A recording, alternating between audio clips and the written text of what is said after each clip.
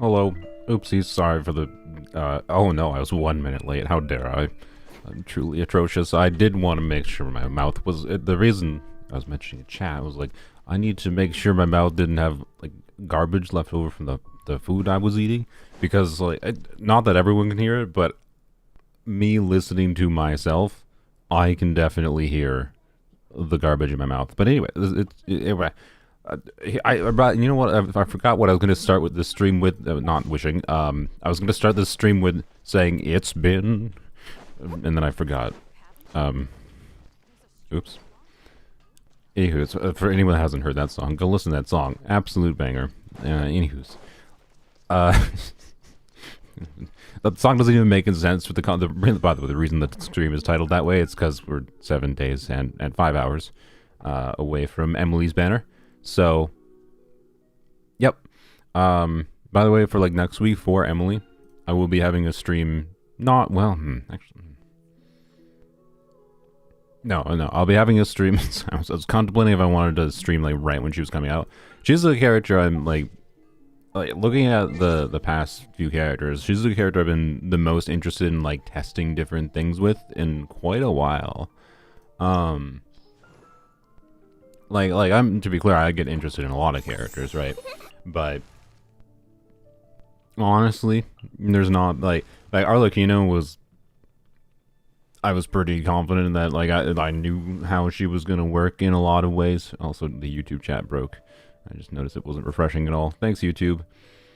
And like, anyways, like Arlecchino was fun, to be clear. I still love playing Arlecchino, but she wasn't that interesting to test around with, right? She didn't have that much nuance with her stuff going on. She was just really, really great to play. A strong character that has a lot of versatility. Like, all the things I thought about Arlecchino before her release, I was right on, which makes her uninteresting as far as, like, testing the nuances and thinking about that. Like, I have to, like, before next week, I have to go and, like, review all of my scattered notes about Emilie from the past frickin', like, almost 2 months at this point, and figure out exactly what I want to do next week. And oh boy, like it's gonna be a lot. So anywho's, multi-billion-dollar company, by the way. Like I think it's Firefox that works, to be clear. Can you not moan? Anywho's, like Chevreuse was probably the last character that was really interesting to test a bunch of different teams with, to be clear, because Chevreuse teams like didn't really exist in the same form. Like, you didn't do pure overload teams before, right? So Chevreuse was super fun to test. Furina was ridiculous. Like, what the for this freaking character? It's still my favorite character mechanically. Like, for how all the layers of nuance with her character's kit, with his character's kit. Like, there's a reason I waited 2 months to activate her constellations. Like, it took me 2 months to try to get a solid handle of, like, my feeling about different things. Anywho's, Emilie, though, is, like, really interesting. There's a number of unknowns about her, and this is why, like, I've been looking forward to her. And to be clear, part of the reason I look forward to her is I've done all kinds of, if you've seen my videos I make lately, to be clear, I've slightly purposefully made some of those videos with burning things in mind, as a wink, wink, hint, hint, burning character coming up soon. I've always been someone like that's been doing shenanigans with burning, right? Burning, Burgeon, you know, C6 Bennett shenanigans. They're all aligned with that. So them releasing a character that synergizes at its core with that makes me pretty interested in her at a baseline, of course. But also she has like a good amount of nuance. It's possible I will end up hating Emilie.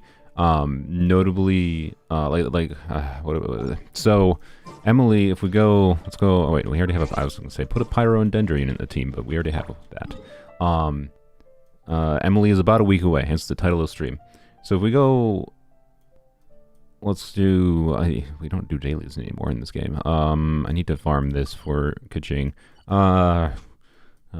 Let's just go find some hilly turtles. You should never have activated non-heated constellations. I mean, yeah, I would deactivate. I would deactivate them without a second thought. So anyways, let's get you away from the bombs. Burning, with the biggest unknown with Emilie's kit as far as something that really could affect, like this changes her team versatility potentially really significantly. So basically Emilie has a passive, and this gives her additional Dendra application, which is notable for being able to use her in more teams in ways that are more relevant than just her talent damage, right? Like what is she doing for the whole team's like reaction engine, right? But anyways, you have burning happening, right? You're gonna die instantly. No, you're not. Okay, good. Right, you get ticks of burning damage, and wow, it didn't die. You have ticks of burning damage, and Emilie's basically has an ability where she collects what her kit calls sense, which is just all it's described as, like, she will collect sense when burning is happening. That's basically all it's described as. We don't know how the game is actually checking for burning happening.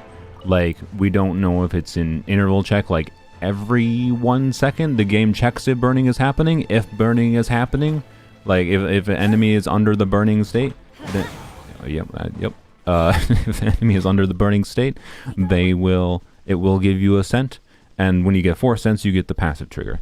From what we've seen in footage, if you just have burning happening constantly, which is the simplest condition, right?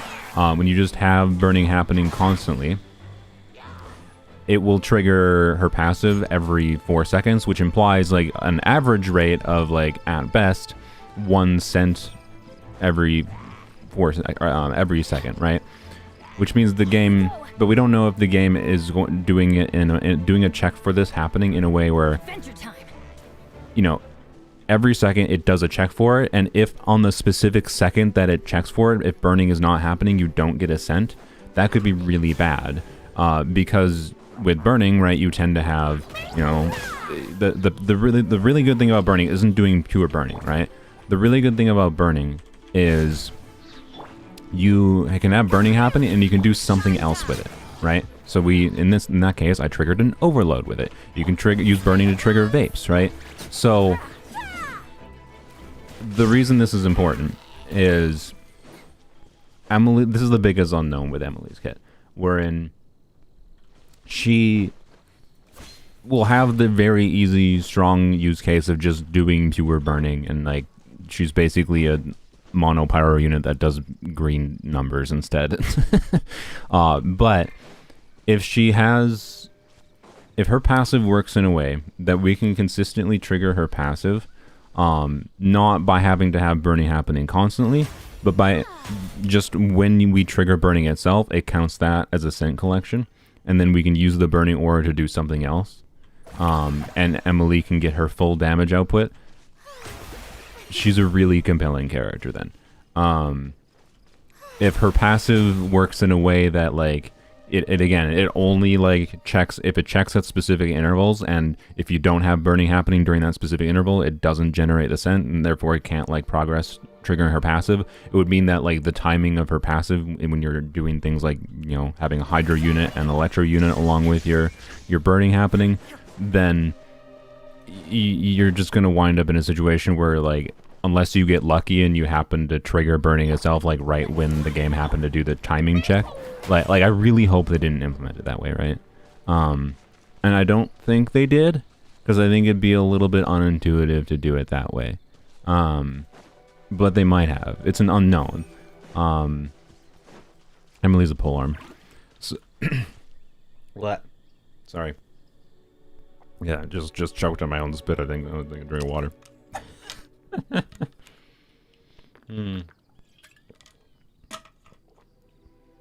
Her Dendro application still isn't that great.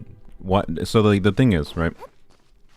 Her Dendro application doesn't need to be that great. You just need to be able to do something additional with it.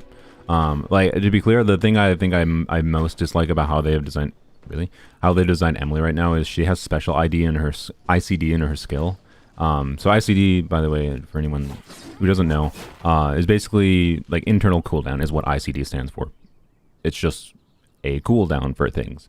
But in the Genshin community, ICD usually refers to when characters are applying elements. So that's important for when they actually trigger reactions.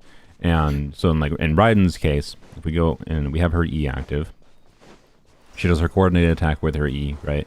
And first hit will trigger a reaction, and then second hit doesn't trigger a reaction, and then another hit that triggered a reaction, right? Actually, I was going to expect it. Well, they probably just hit the timing rule there. But anyways, oh, look at that. The default ICD is either every 2 hits of an element, so this is what's called standard ICD. Now, every 2 hits, or sorry, every 2.5 seconds, good lord. I am got my brain all in a tizzy. Every 2.5 seconds or every 3 hits. An element is applied, and then, yeah. So that's like, that tends to be the default that characters follow.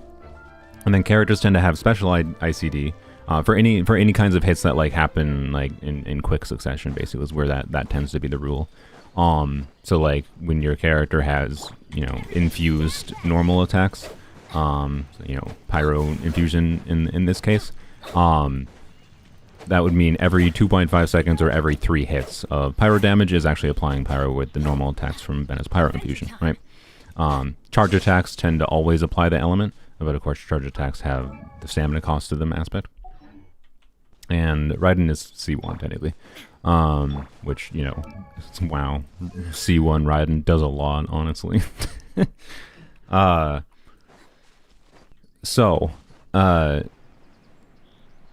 Right, normally when characters have special ICD on hits that happen like constantly, like, you know, Raiden does not have special ICD on her skill. She has standard ICD on her skill, which is actually part of why she is. It's actually a good. It can be a good thing, right? It doesn't. You don't have to have characters that have more application. Higher application isn't always good. But generally speaking, when characters have special ICD, it's when it's beneficial, right? Is when they usually code it that way. So like Fischl's A4, a big part of why Fischl's so strong is like every time this can be triggered every 0.5 seconds, and every time you trigger this ability, so every time an electro reaction happens, you get electro damage from Fischl's bird, and then that's a more electro application. It has no ICD. No ICD is special ICD, despite it being something that can happen constantly. Like it applies electro every single time. That's special ICD. Right, the special ICD is just where it doesn't follow the normal pattern of every 2.5 seconds or every 3 hits. So there's a lot of instances of special ICD in the game, but like most things, it tends to be, you know, like Yu'lon's burst, you know, every 3 hits will apply Hydro kind of thing. Emilie has, you know, an ability, her skill, that is hitting constantly. Her skill hits 2 times every 1.5 seconds, which means she would have had if she followed normal ICD rules, Emilie would have applied applied Dendro, when her on the first hit. So she has it does like 2 little bullets, that 2 little pew pews. You can see in the footage when they announced her.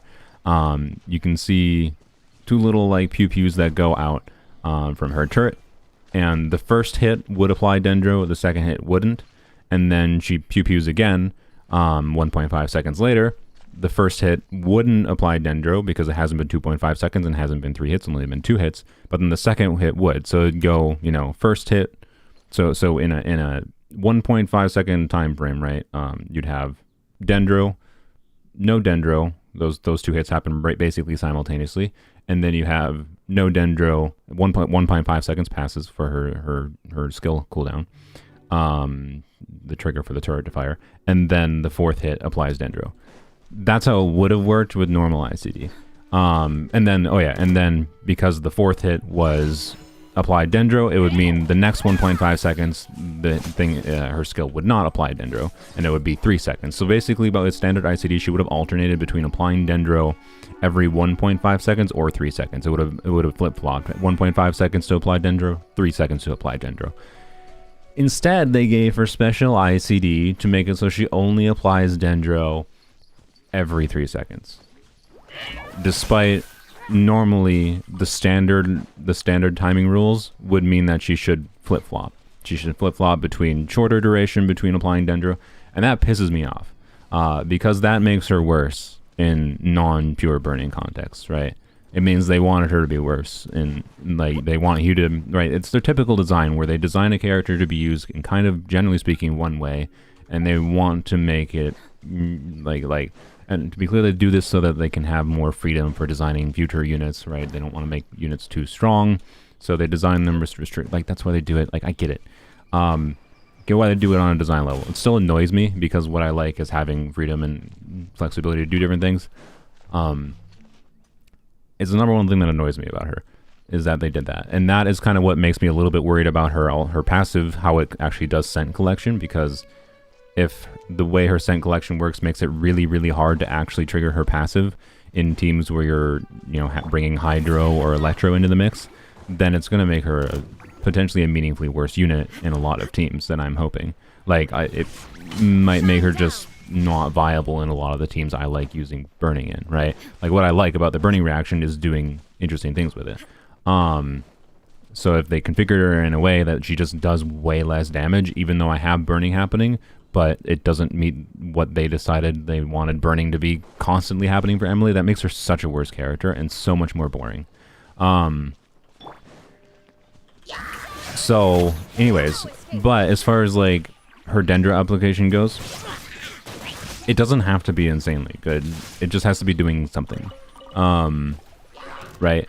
And her passive is potentially pretty important as far as the equation of being able to do something additional that's not just, you know, burning happening kind of thing. Like, what can I do with the additional Dendro application? And her burst can also potentially give some additional Dendro application, although it's weird. So I don't know, right? Like, the point is, like, these are unknowns. These are all things that really need to be tested. And this is why I'm actually really interested in this character, is slotting her into teams like in ways that I would configure burning teams in the past. I don't know why I should be doing something. I should go farm this. Slotting her into teams like in similar ways that I have in the past, and seeing how well she works as like a potential Nahida replacement for, you know, doing burning things. A good example of this, of a team that I really hope works well, for example, is replacing Nahida in this team with Emilie. Nahida's personal damage contribution in this team is pretty nil. And to be clear, this team, if you're doing like Burgeon, you can do this team with Burgeon Dia instead of a carry Dia. But if you're doing it with a carry Dia, the Burgeon damage is not that significant of a portion of the team's damage. It's still something additional. But if I can have, you know, consistent burning happening, but also use the burning aura to trigger like vaporizes on my Hydro units on occasion, not like consistently, but just semi-occasionally, and still have some burning happening, still trigger Emilie's passive consistently, get the full damage value out of Emilie basically, or near full damage value out of Emilie, this team becomes significantly stronger with Emilie. At least in a single target perspective, but it's already well, it's not really that single target focused team. Anyways, right, it changes the dynamic a little bit, wherein like there's going to be less Burgeon happening because of having less Dendro application. And it potentially might be that, you know, because I have too much Hydro, there might not be enough burning uptime to actually like even get as much vaporizes on my Hydro units themselves. So it's weird. It will change like having less Dendro application will change the team's dynamic a bit. But where Emilie makes up for that is in that kind of team is having her own talent damage, right? So like you lose damage from potential less Dendro application because that might be less ability to trigger whatever other reactions, but hopefully even if you are losing some talent damage, you are making up for it, or more than making up for it, with Emilie's talent damage, right? Like there's no reality where she was going to apply as much Dendro as Nahida, right? I'm not saying anything like that. I would have liked her to apply more Dendro. Like I would have liked her to not have special ICD, but bad, because just having standard timing rules would have just made her better, particularly with Furina. But yeah. Anyways, pure EM Dia or pure EM Toma better for burning. I mean, Dia will take less investment. Toma might be better for... it depends. So, anyways, I'm gonna die. Nope, we're not gonna die. Alright, Blam. So, I don't know. The one is I'm looking forward to Emilie. And like I need to take a look-see through all my notes. and know exactly. I gotta figure out exactly what I plan on testing, because like it's just weird. By the way, what I did there, I ran back to a circle to make sure I got the Pyro infusion re-upped, so I could just wipe through the things. Wow. Oh yeah, good news. I got enough artifacts. Oh yeah, I gotta talk about artifacts. Your Kira is busted. Thanks. So it's kind of the strength of Furina. but yeah, good artifacts on a Kiwawa MH with Furina. And I mean, like, yeah. She has a big multiplier, so she can do big damage. Any chance Emilie still works in Melt or Rio? Oh yeah. Oh yeah. I think she's gonna be more convenient in a lot of ways for burn melt, right? Than Nahida is. So yeah. Would you need high EM for burning? No. She's not. No. You don't configure. Don't configure Emilie into EM. You do not configure a team to like burning damage itself is not relevant enough for you to configure the team into dealing meaningful burning damage. Burning can do significant damage in conjunction with units that you normally build for EM, because one of the notable things is like you can trigger burning with, let's say, an Animo unit, like, you know, a Kazuha, right? If you swirl Pyro with Kazuha and trigger burning with Kazuha's swirl, it will use his elemental mastery, and he's normally built for EM anyways, to calculate the burning damage, and it can do significant damage, particularly if you group enemies together. Like you can look up air fryer teams. There is some niche reasons to spec into burning damage somewhat, but you won't spec into the burning damage on Emilie herself. It's not worth doing that. So, anywho's, there's lots of potential interesting things you can do with burning, is my point. And I really hope Emilie is the point for the Genshin community to realize how useful burning can be in different ways, right? But it really does kind of hinge on how much Mihoyo decided to potentially restrict her kit. Like, if her passive triggers in, like, if her scent collection, which is triggering her passive, works in a way that as soon as you bring in Electro Hydra, it's just way harder to actually trigger her passive, that would suck a lot. That would suck a lot. And it would be basically, in my opinion, Mihoyo shooting themselves in the foot as far as trying to get people to use burning. If they just basically limit her to mostly being useful for like even burn melt will become worse, right? Because if you're using cryo to do something with the pyro aura on enemies doing burn melt, then, well, LOL, you're gonna trigger Emilie's passive less, and it's just, I don't know. She's not necessarily gonna become a bad character, like, or useless. She's not gonna do no damage in those situations. It's just, what is airfire? I mean, I said look it up for a reason. It's a stupid theory crafter names. That's all. Just look it up. If you look up air fryer, you'll find it.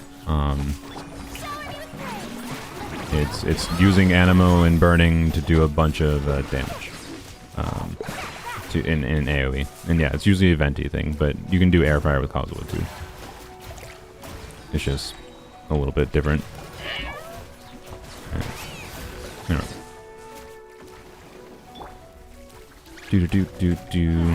Oh frick. I did that wrong, but you know, it should be fine. Bing bong. Okay. Alright. What am I at for drops for these? 3, thank you, 12. That's probably enough for the next ascension. I don't know exactly. I don't know if Kaching video, oh man. For anyone that missed it, Kaching C6 I got. She's my first C6 standard banner character. Yay. So I can't say this came at an ideal time. One, it's also not probably, like, as far as like the standard banner constellations that are C6 standard banner constellations go, Diluc is super interesting. I would be very down to like mess around with C6 Diluc. Mona C6 is really weird and also interesting. What does Chi Chi C6 do? Oh, okay, well that's not interesting. I guess, well, I mean, I'd say Chi Chi C6 and Kaching C6 are equal levels of uninteresting. Tignari C6, Dia C6. Okay, Jean C6 is kind of meh, but I'm also 10 years away from Jean C6. Anyways, point is like as far as like which standard character would have been liked most doing shenanigans with, I think Deluxe and Monas are the most interesting C6s for shenanigan having fun potential. C6 Kaching is just 24% electro damage bonus. Ooh, a 25% attack after she triggers an electro reaction. Oh, it's so good. This is probably her most interesting constellation, more energy generation, but woo. And then this is an additional instance of electro damage. Woo. Like some of the most boring constellations in the game. No offense, Kaching. You're a really interesting character. I like Kaching. But like so anyways, I committed myself a long time ago to like, okay, obviously when I get her C6 I will properly try to give her a shot. But I do not like you know how it's 1 week from Emilie, I'm talking about all these things about Emilie that I'm interested in. It means I'm not really at a point right now where I have the resources. I just leveled up Navia. I'm not at a resource level where like I feel like this is an opportune time to level Kaching to 90, right? So I'm not gonna level her to 90. I'm probably gonna level her to 80 for a video and use her without aggravate in some form or another. I don't know how meme it's gonna be. It might just be something like overload and physical memes. So anyways, she's got relatively boring constellations. She's probably gonna be pretty decent. I don't know. I've seen a few comments suggesting physical and overload. What I want to do in the long term is, it's again something that would require level 90 to properly give it a shot. Where did Kaching? Which is you know how this weapon, you know, I do like hybrid shenanigans. To be clear, I don't think I recommend this at all. You know, I do like hybrid shenanigans with Staff of Scarlet Sands and Raiden, where like you can just do Raiden on full EM even on 4P's emblem, and she can get really good transformative reaction damage, blooms, whatever, but also then still have big crits and whatnot. This weapon's kind of like a really version of Staff of Scarlet Sands for sword characters doing elemental skill and normal attack damage. Because it means I can build full EM and get some amount of additional value from it, even when I'm not triggering those reactions. It's gonna be a lot worse than Staff of Scarlet Sands, particularly because it's a crit damage weapon. But I still want to try, you know, full EM Kaching with this thing, and see how it goes. This is not full EM right now. This is a goofy. I was just playing around with different configurations of TF. I put her on attack. This is going to get yoinked by Emilie. I put her on attack electro with a bunch of EM and then EM circlet. So a goofy middle of the road build right here. But anywho's, read the chat. What about it? I was glancing at the chat. I didn't see anything particularly meaningful I needed to comment on. How do you have so much materials? You just say this is a lot of materials. This is not a lot of materials. Like, this is enough to level Emilie. And I'm most likely gonna level 90 her because I'm me and I do shenanigans. Like I one of the main teams I want to test is, you know, C6 Bennett. Like you oftentimes want some form of off-field pyro with Emilie, most likely, and C6 Bennett could like you know how Kanich might be a better comparison. If you've seen Kanich's kit is basically an on-field dendro damage dealer. Like, yep, and he wants burning and burgeon happening. And then guess what? That means Emilie is gonna be a pretty compelling teammate for him. But like he's just on field. He's your typical on fielder, wants to stay on field for a while, get some good damage out.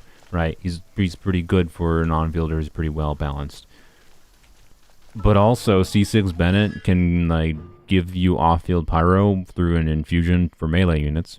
Emilie's a melee unit, and then Emilie has a lot of like a pretty high motion value kit, and has additional value with being left on field because of being able to get more value out of her bursts, and it's like potentially very high damage output.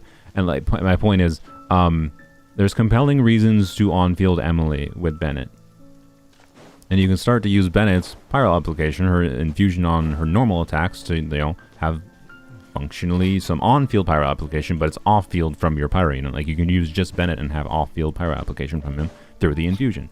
And C6 Bennett with Kanish does nothing, though. Kanish cannot do anything with C6 Bennett's infusion.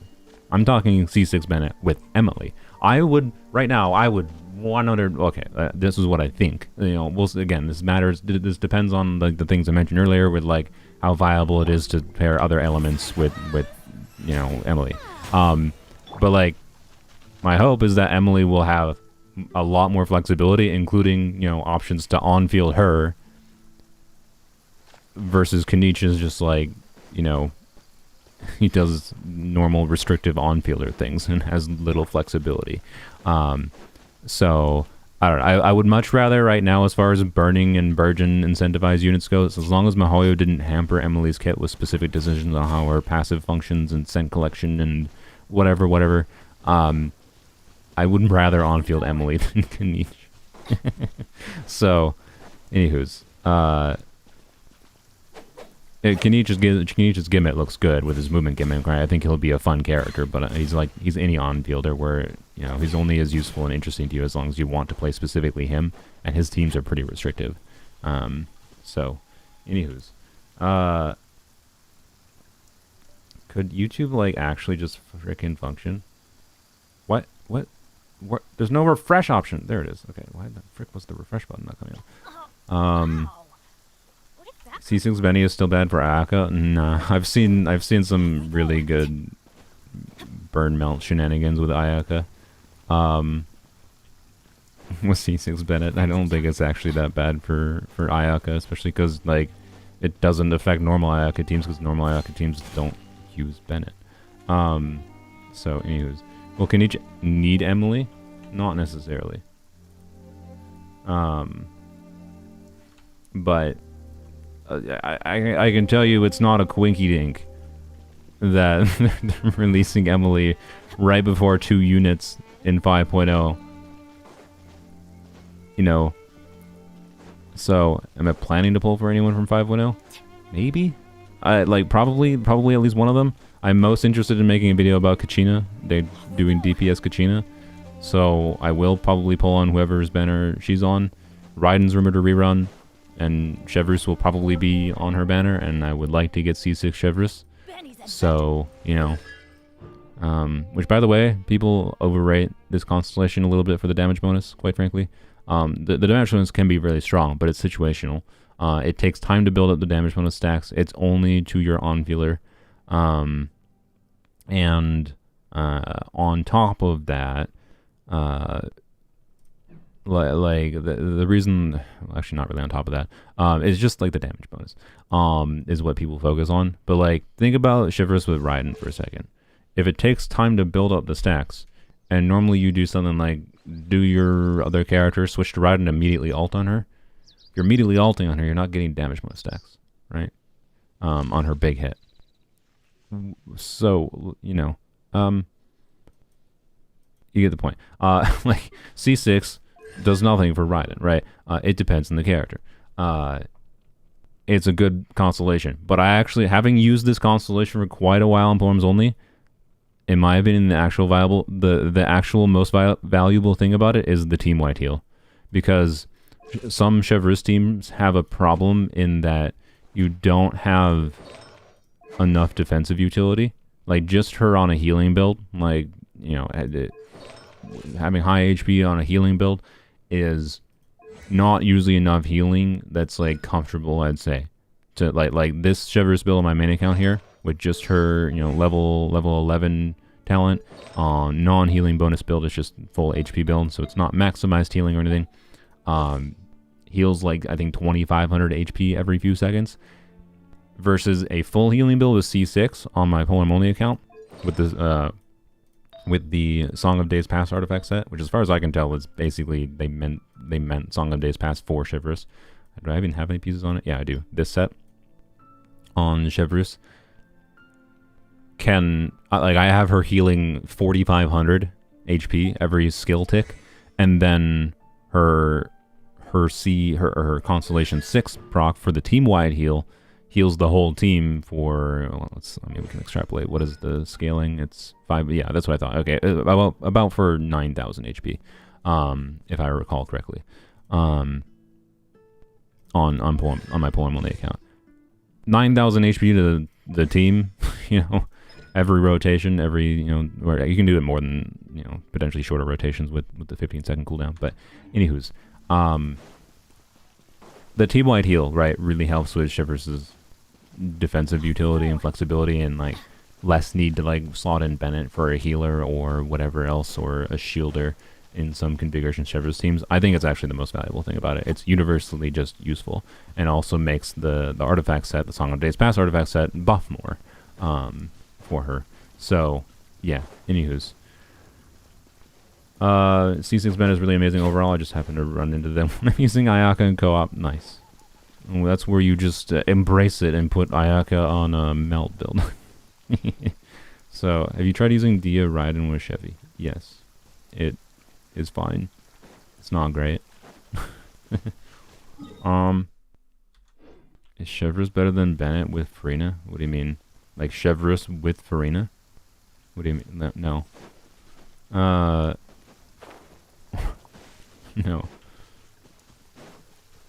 No. Like as far as like healing goes, like no, it's not. I mean, okay, it depends.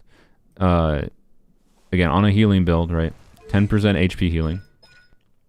Like on Poems only, I have a 40k HP build on a healing build. I haven't messed with, so the reason I'm actually not thinking about it right now, I haven't messed with C6 Chevreuse with Furina.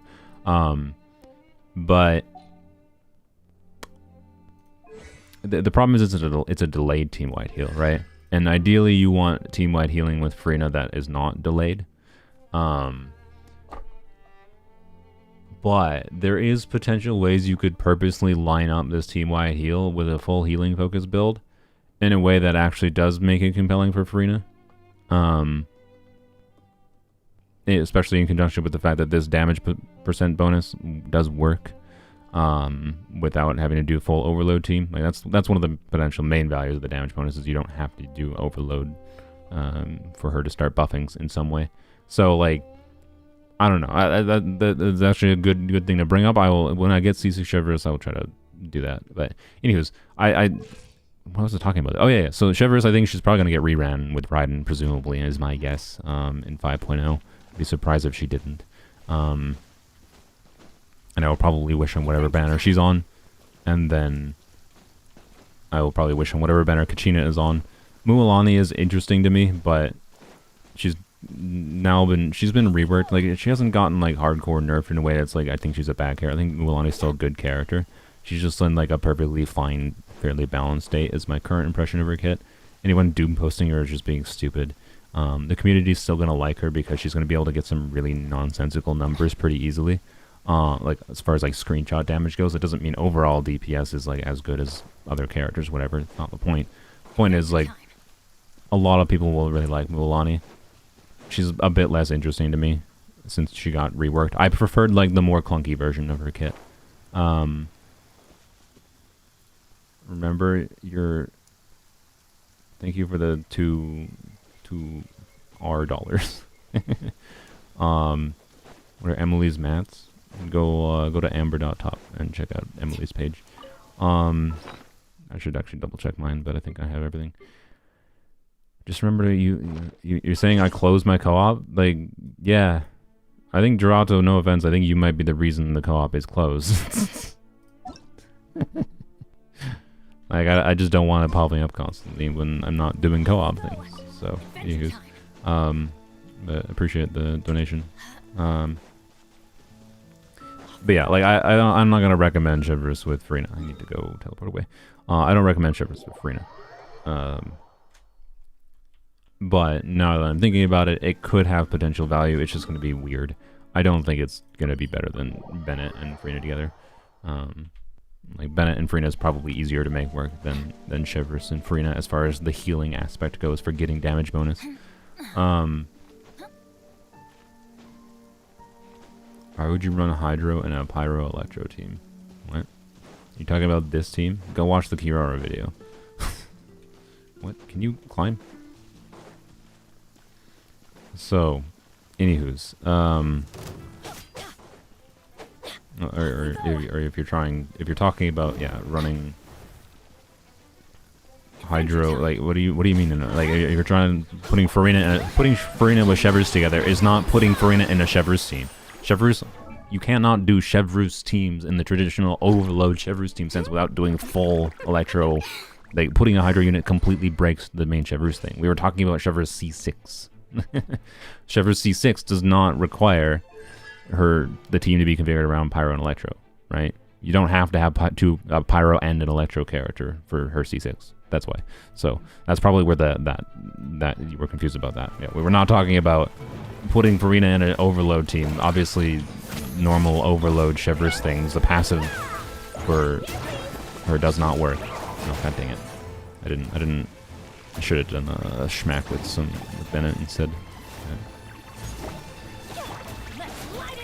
Oh, of course. DPS Chevreuse can use Furina. Well, yes, of course. I believe I may have made a video about that.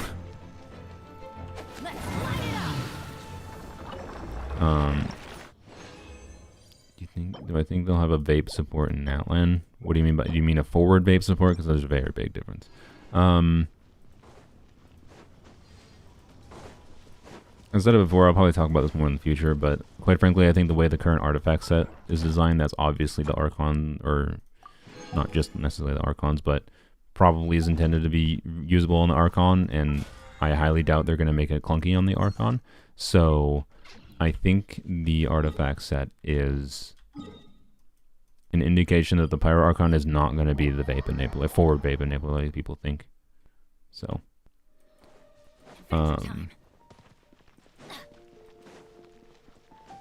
Girato, you were telling me to close co-op? I mean, yeah, it's closed. You don't need to tell me. It's not that big a deal if it's not closed either. I'm not going to I don't have it set to automatically let people come in. You don't need to tell me. I can handle that part myself. I appreciate it, though. Saw a fun suggestion, Ziox Chev guide video using your full EM as a sniper to trigger Burgeon with Furina Nahida. Yeah, you could kind of do that. The thing, if you need like some amount of like consistent pyro application uptime over time, rather than just like her short bursty pyro application, like it could cause a bunch of like weird front loaded utility. I don't know. It's a fun idea, but it's probably not. I don't know. Maybe I'll make a video. I'll let it as a note. Actually, it seems like an interesting thing to make a video on. Ziox, Burgeon, Chev team.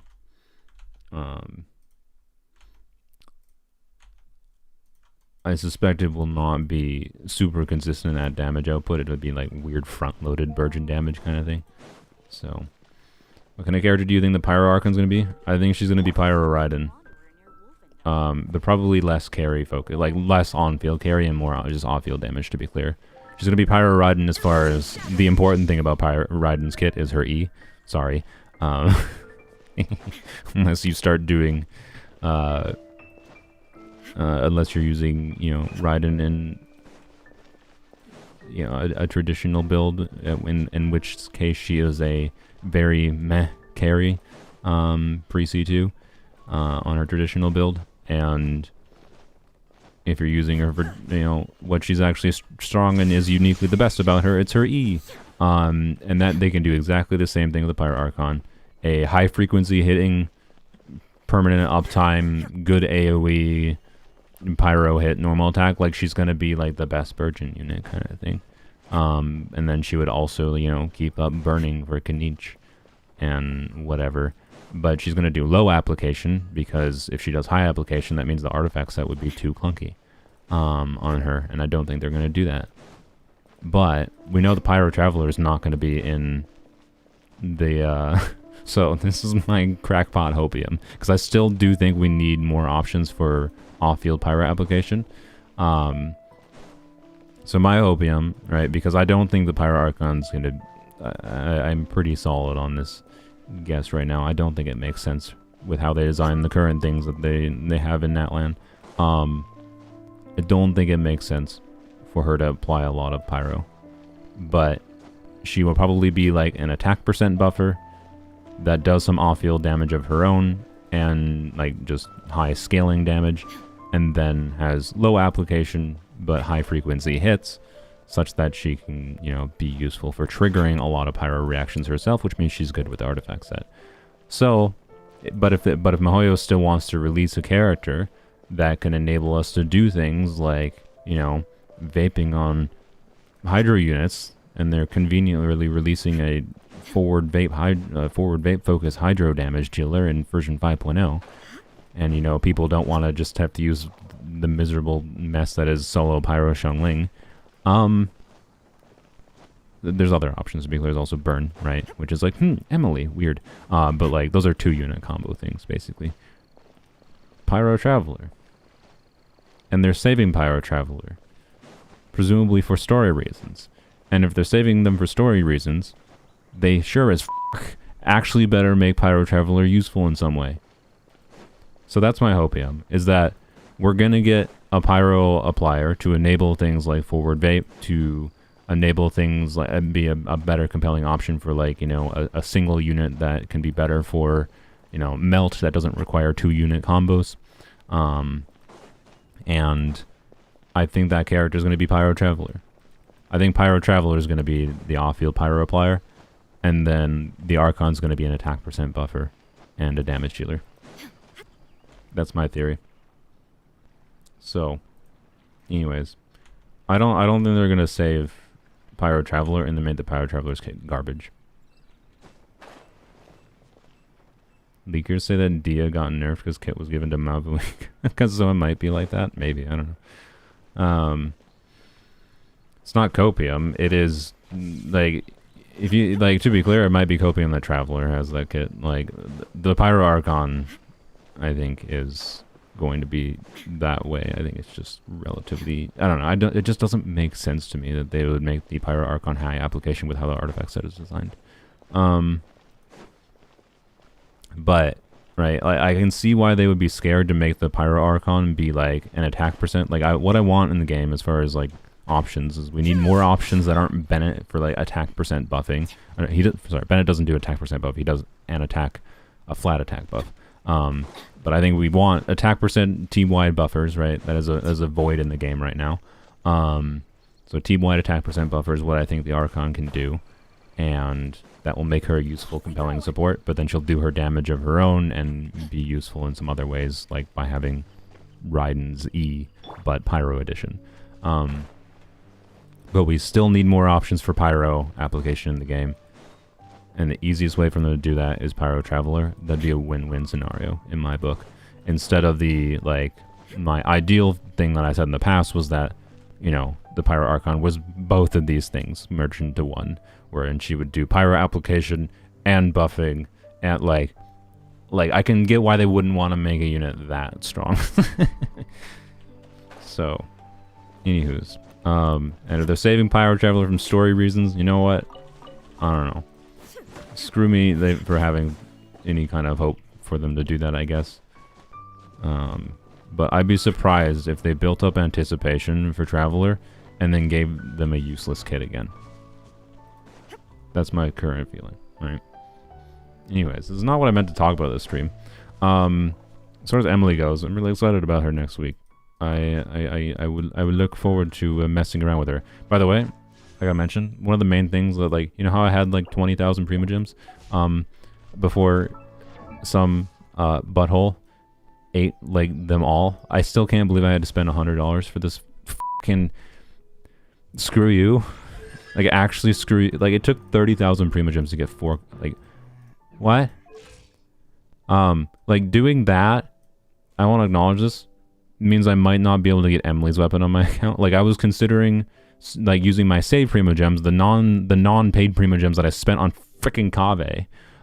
Which, to be clear, I got Navia from that, and Navia's been fun. Like, I didn't get anything else. It's not like I didn't just get Kave for those wishes. But, like, I wanted Emilie's weapon for shenanigans. Like, I want Emilie's weapon for with characters that are not Emilie. because it's a rare weapon that, even though like it's going to be probably clunky to use on non-Emilie characters, it has high shenanigan potential. It's a rare 5-star weapon with high shenanigan potential, and I want it. But I do not want to have to like spend for it. Like, so I don't know. I hope my bad Kaveh luck turns into good Emilie luck. Is my point. Because I have to spend any more than what I already have to spend. Like, to be clear, I was already from the very start planning to do a what does X amount of dollars video get you on Emilie's banner. And some of those top-ups are, like, they should be sponsored from Paimon's Bargains again. So, like, my cost to get Emilie at a baseline is not that high. I will make money wishing for Emilie, right? It's why I was comfortable spending wishes on the Kaveh banner, but it's like, I really wish I would have had some more to spare for getting Emilie's weapon. Like, I probably wouldn't be able to get Emilie's weapon without having to potentially spend any money.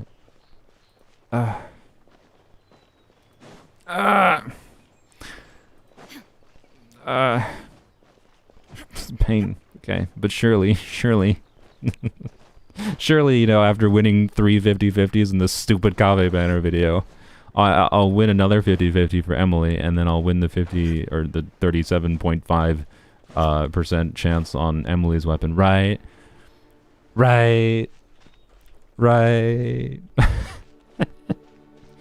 Oh God. Anywho's, I don't know. I'm not gonna commit to getting Emilie's weapon, but I might get it regardless for shenanigans. Because the notable thing about Emilie's, let me go. I'm not gonna show it on screen because I don't think Mihoyo has officially announced what the weapon does yet because they're dicks. But I will read it. It's called Lumidus Elegy. Obviously, it's very good for Emilie. I don't feel like talking about it. For Emilie, it's not that interesting on Emilie. It basically just makes her be able to burst and have a bunch of damage bonus. Can you shush? Cat. That's not a cat. So, 608 base attack, 33.1 crit rate. That is a stat combination that has not existed in Poland before, so at a baseline, it's a pretty decent generic statistic, especially because the passive starts with attack percent is increased by 15%. So just baseline, decent statistic because of that. I much prefer this is like a generic statistic weapon versus like freaking Jade Spear, which has higher base attack, lower crit rate, right? So like, good. And then this phrasing is important. For the rest of the passive, because this is the shenanigan potential of this passive. After the equipping character triggers burning on an opponent or deals dendro damage to burning opponents, the damage dealt is increased by 18%. So this is a universal damage bonus passive, and there's 2 stacks of this. The effect lasts 8 seconds. This is a universal damage bonus passive that obviously will just be fully up all the time on Emilie, basically. Although, actually, again, this is part of the actually, now that I think about it, how this weapon works makes me more optimistic, I think, about Emilie being paired with Hydro and Electro units, because if her passive works in a really goofy way, it would make it harder to trigger this passive, actually, now that I think about it. Or, I don't actually, maybe it's an indication of the opposite, I don't know. Anywho's, 36% damage bonus, all damage bonus, like, so any type of damage bonus a character's doing, 36% damage bonus. And then the reason that's phrased that way for Emilie is because she does damage with her passive, which doesn't count as any specific type. And then she has skill damage and she has meaningful burst damage, so they had to make it all damage bonus. And then, notably, there's also a second condition here. When you hit 2 stacks on this, you restore 12 energy to the character, and these effects work from off-field. The off-field isn't a super important trigger condition for shenanigan potential, but the reason this has shenanigan potential is like that phrase of after the equipping character triggers burning. That means Pyro can trigger Emilie's weapon. And there's a character in the game that makes melee units deal Pyro damage, which means this weapon... To be clear, there's a number of reasons this could be clunky. I'm not trying to tell people to go for the weapon. It's shenanigans. It is not I think, going to be easy enough to trigger consistently in enough situations to make it worth going for. Do not get the weapon because of this, okay? I'm a content creator. I like having shenanigans. This is what I enjoy about the game. Testing the limits of doing weird crap like this. But like C6 Bennett giving Pyro infusion to melees means any polearm unit could potentially trigger that passive. Could have a weapon that does 608 base attack, 33 crit rate, 15% attack, 12 energy refunding, and 36% all damage bonus. As long as you're doing, you know, burning things, and you trigger burning specifically with their, like, normal attacks. How well will it actually consistently trigger, especially with, like, the 8-second cooldown? I don't know. I don't know, but I think it should be relatively easy to semi-consistently trigger it, but it's something I really would like to test, right? And that's why I'm kind of, like, annoyed that, like, to be able to do that, I'm either going to have to get lucky or spend more money because of you. Why? Why did you do this to me, Kaveh? Anywho's. So, anywho's. I like doing burning shenanigans. I really look forward to Emilie coming out. I hope Mihoyo has not made specific decisions in her kit that make her end up just being like, the only place she actually makes sense to use in is, you know, just where burning is constantly happening, so you're not actually using hydro or electro, the most notable additional elements you can bring, right? If it's just like you slaughter in as like a Xiangling replacement or whatever in mono pyro teams, or you use her if there's no burn melt, there's no good Burgeon shenanigans with her, there's no good shenanigans with electro units with her, because her passive like doesn't trigger very well. Like they could make it so like I end up hating Emilie, to be clear, but I really hope they didn't make those decisions with her kit. So, anywho's, why did you just turn slow mode on? What happened? Anywho's,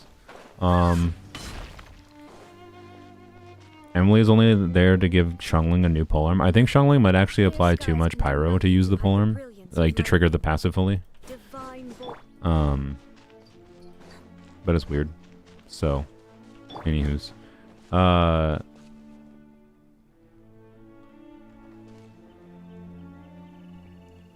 do you think the mechanic of Natlan will be enabled by the Pyro Archon like Furina? I wouldn't count on it. It might, to be clear, but I don't see why they need to.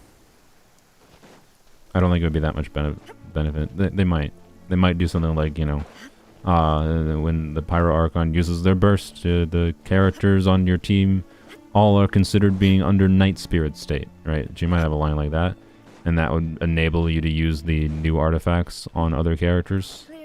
It would be really interesting, to be clear. I just don't see why they would do it. Because it would, if they do that, it would give substantially less reason to pull for other Natlan characters. Right. So, I doubt it, but it's possible. And there's no reason they couldn't do it. Anywho's. You're trying to turn it off, but it keeps force closing. Good job, Sylveon. I don't even know how to... See, the problem is I don't even know how to turn off. I don't even know how to turn it off.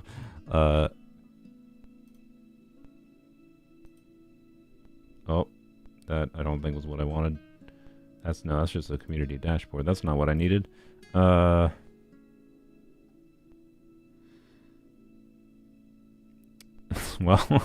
I don't know how to turn off slow mode. I'm sorry. Why is there no like easy button for this? Am I just dumb?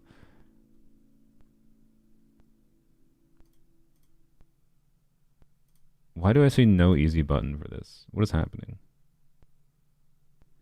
Engage with your audience. Add emotes. Look, I can send an emote. Wow. Look at that. Well, all right. Slow mode it is. 2 seconds should be fine. It doesn't matter. Something I want to talk about quick was what I did yesterday, which, by the way, I am making very good progress on anything on my accounts today. Where are you? Yeah, okay. I need a lot. I don't know. Do I want to make a video on you this week? I don't know. It depends on We've got a potentially very, very, very, very, like, I think maybe what might be my favorite account vixing video I will ever make potentially might be coming out this week or next week. We'll see. And that might affect my ability to do Kaching this week. But anyways, how can you use that emote? I think you have to be a member for the emotes that the custom emotes that I put. I should actually check if I can add more members. What am I doing? I should check if I can add more members. But yeah, I want to talk about artifacts a little bit. Like, boring, I know. But I actually have an interesting lesson on artifacts in a couple different ways. I spent like an hour looking through different artifacts yesterday. I also have a fun artifact leveling sequence to do for you that's gonna make a lot of people be like, no, don't do it. But after my whole explanation, it'll probably make sense. So we're gonna kill this here, and then we're gonna talk about artifacts. Why don't you use Kirara box form to climb, because I forget about it. Okay, can you not like this boss?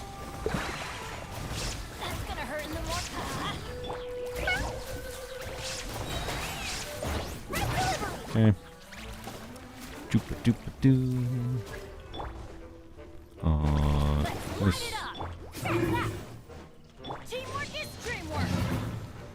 Poke. Alright. There we go. Done with the resin of the day. Wow. Thank you for the 2 drops. That's exactly what I needed. You know what? Maybe in hindsight, is this good rationalization to wait for Kaching because of the fact that world level 9 will increase boss drops and it's more resin efficient to wait? Will Emilie make a big change in the Polar Emilie account? Oh yeah.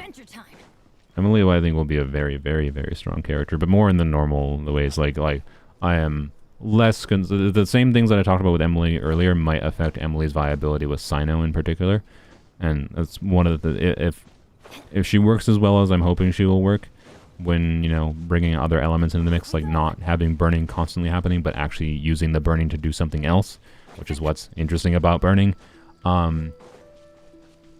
Sino Emilie should be really compelling on Poems Only, and I'm quite excited about that. But other than that, it's just like, you know, throwing Emilie, like Hu Tao, for example, on Poems Only cannot vape. I mean, I do not have the Hydra supports on, like you need a high amount of Hydra application to enable Hu Tao to vape consistently. And that's how she was designed. You can build her just for like mono pyro damage, which is what I've been using her as on the account the vast majority of the time I've had her, and she's been strong with as good of a build as I had on her. But she like is definitely kind of outclassed. She was outclassed with C0 Arlecchino, essentially. Because like Arlecchino can actually do things with reactions on the account, and also has just much better baseline scaling when not triggering reactions. Right? Arlecchino was made to be more useful at a baseline without specific context compared to Hu Tao. Not that like Arlecchino is specifically worse than Hu Tao. Like Hu Tao can do some things better, but anywho's, Hu Tao cannot vape, so like then I'm relegated to mono pyro Hu Tao essentially. So I can do like Hu Tao, Shengling, and then like I would do like Hu Tao, Shengling, Xiao before. Now I could do something like Hu Tao, Shengling, Xiao, but Emilie is the last. Well, actually that has no healing. Well, don't worry about that part. I can just the Hu Tao self heals. It'll be fine. Probably not. But you know, point is, right? I have more options for like empowering Hu Tao mono pyro essentially by having another off-field damage dealer. That can be a very compelling option. Like she will work really well with mono pyro Hu Tao. So, anyways. Like what I lack for Hu Tao and being able to vape, I can make up for by Emilie's own talent damage contribution. Yeah, I think I got my T-pump, but let me double check. Thank you for the reminder. So, world level rumors are true. They're not rumors. They are true. It's not rumors. This is forever. If you're getting your leak information from those stupid channels that just like make cringe, like what is the one that I've seen? Like my phone likes to notify me about Tevat times, and the only reason I've told YouTube not to tell me to not notify is because I like being aware of how annoying they are. But like Tevat times, like terrible ass like things saying that they will happen that are actually just false makes people think they're just rumors, when no, like world level 9 is a thing in the beta version for 5.0. It's a thing. It's not a rumor. Whereas like, you know, the 20 free polls in 5.0, 5-star selector, yeah, that bull crap is just nonsense rumors. That means nothing. Or even like free Kaching, for example, is actually a thing I saw. I think actually, we don't know that Kachina's free yet. So like, there's a good chance she might be, but we haven't seen any actual confirmation of that. So like, they're awful. Look at the actual like source leaks from the beta version of the game, not whatever nonsense clickbait YouTubers are making videos on. So yeah, to be clear, Tivat Times might be making the actual content of the video, might be fine, but they are making complete clickbait, false information with their thumbnails and titles at least. So anyways, so they might have some accurate information, yeah, but like, it's like they're straight up misinforming, and that gives people an impression that, oh, it's all rumors. Like, no, world level 9 is not a rumor. It's a thing. It is going to be a thing, I should say. So anywho's, yeah, don't count on Kachina being free. I don't, right now we've gotten nothing for that. I don't know, I'm gonna go get some bugs here or something while I ramble about art. Actually, no, I'm gonna have to show my artifacts, so actually, whatever. So what I was doing yesterday was a couple things. One, I was trying to, on poems only, I finished out farming for no crit, leveling my no crit pieces for Arlecchino, because I want to make a no crit Arlecchino video. And I also got enough pieces to yesterday from a goblet I got from the Electro Cube to do a no crit Arlecchino build on my main account, and I want to do it on both accounts because, you know, different constellation levels show the difference there. I think it'd be fun to do both. But the idea is basically, you know, okay, how badly do you need to crit Arlecchino? Can you still have a team that is successful? You know, you still clear the content, the hardest content in the game, without losing your mind farming for crit substats, right?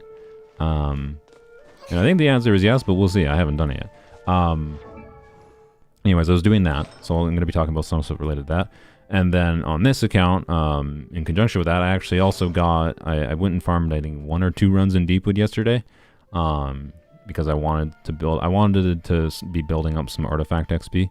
But then I realized I didn't have to do that because of something else I'm going to be talking about, which is the other lesson. But anyways, first lesson is I got this Electro Goblet. And this was a 3-line goblet that it started, you know, without double crit, and I was like, okay, you level it up, right? Oh, it's double crit, low roll, but hey, double crit attack percent, awesome. And then it had no bad rolls. It did 2 crit damage rolls, 2 attack percent rolls, and these are high attack percent rolls too, notably. Official's previous goblet, in comparison, was this one. I think the average player, with how they understand goblets, would think this is a better artifact. It's not. It's actually meaningfully worse. Like, by the way, one thing I think Akasha, do I have it open? Oh my god, my throat's dying. I do have it open. Nice. Okay. Let me bring this up quick. So I was using Akasha last night to check different builds, because like versus using like Simulator or Genshin Optimizer, where like you have to like click through a lot of different freaking menus in their stupid interface. Like, I'm sorry, Genshin Optimizer, I appreciate the work those people have done to make that tool work. It's too clunky to use for it to be useful to the average person. I don't like the Genshin Optimizer. They need to like make it actually usable on like an interface level.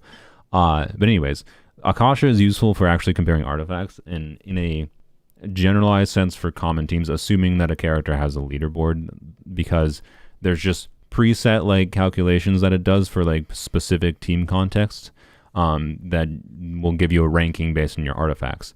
So what it's actually really useful for is just like you update your artifact in game. So what I did was like, you know, I had Fischl on this, I knew what her ranking was before, and then I switched her to the new artifact, went and checked Akasha to see if the ranking updated. And you know, you have to have some game knowledge and like not like equivocate that one artifact is going to be the better for the character in every single situation, right? Because like Fischl will get more value from elemental mastery, for example, in teams where she's triggering aggravate. So that can change the value of individual artifacts. You don't want to just, I want to emphasize, you don't just use the Akasha rankings and like, oh, if she went up in ranking, that's objectively better. Not necessarily the case. But if you have the game knowledge to extrapolate what specific rankings on Akasha correlate to how you use the character, because you know how you use the character, other people don't,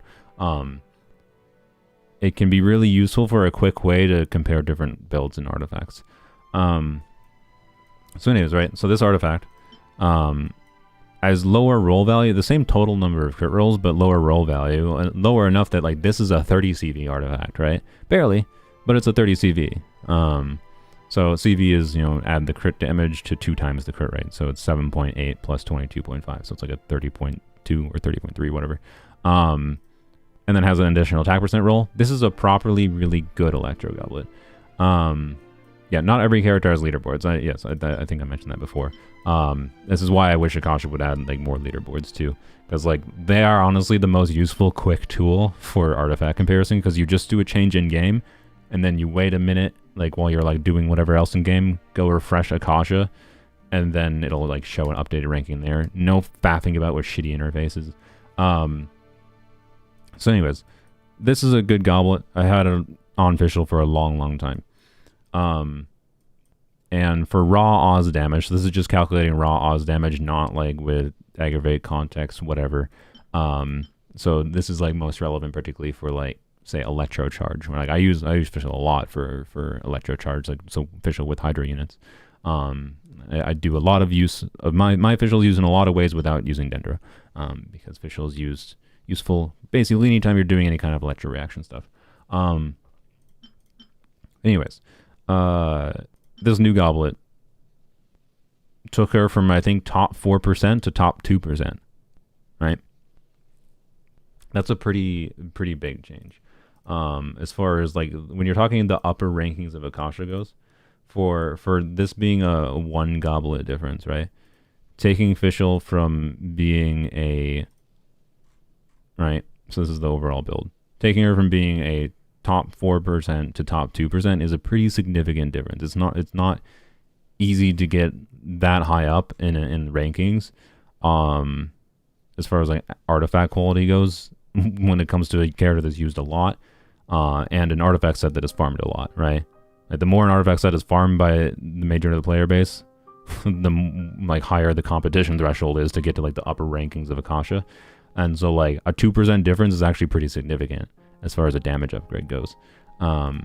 Especially for how I use Fischl, which is not just an aggravate. If you're doing aggravate, that changes the formula a little bit, right? EM has more value. Like what is my Fischl's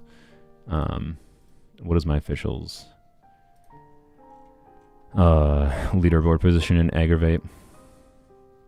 Yeah, quite a bit less. Oh, that's actually a stringless calculation, but either way, stringless, I have harp on her, so it's a top 8%, right? And that's because, you know, if I look at aggravate Oz's or aggravate Fischls, you can see they're doing like an EM timepiece, right? I prefer the more universal build, right? Versus doing a min-max build for specific types, for at least for characters that have use cases in many different teams like Fischl do.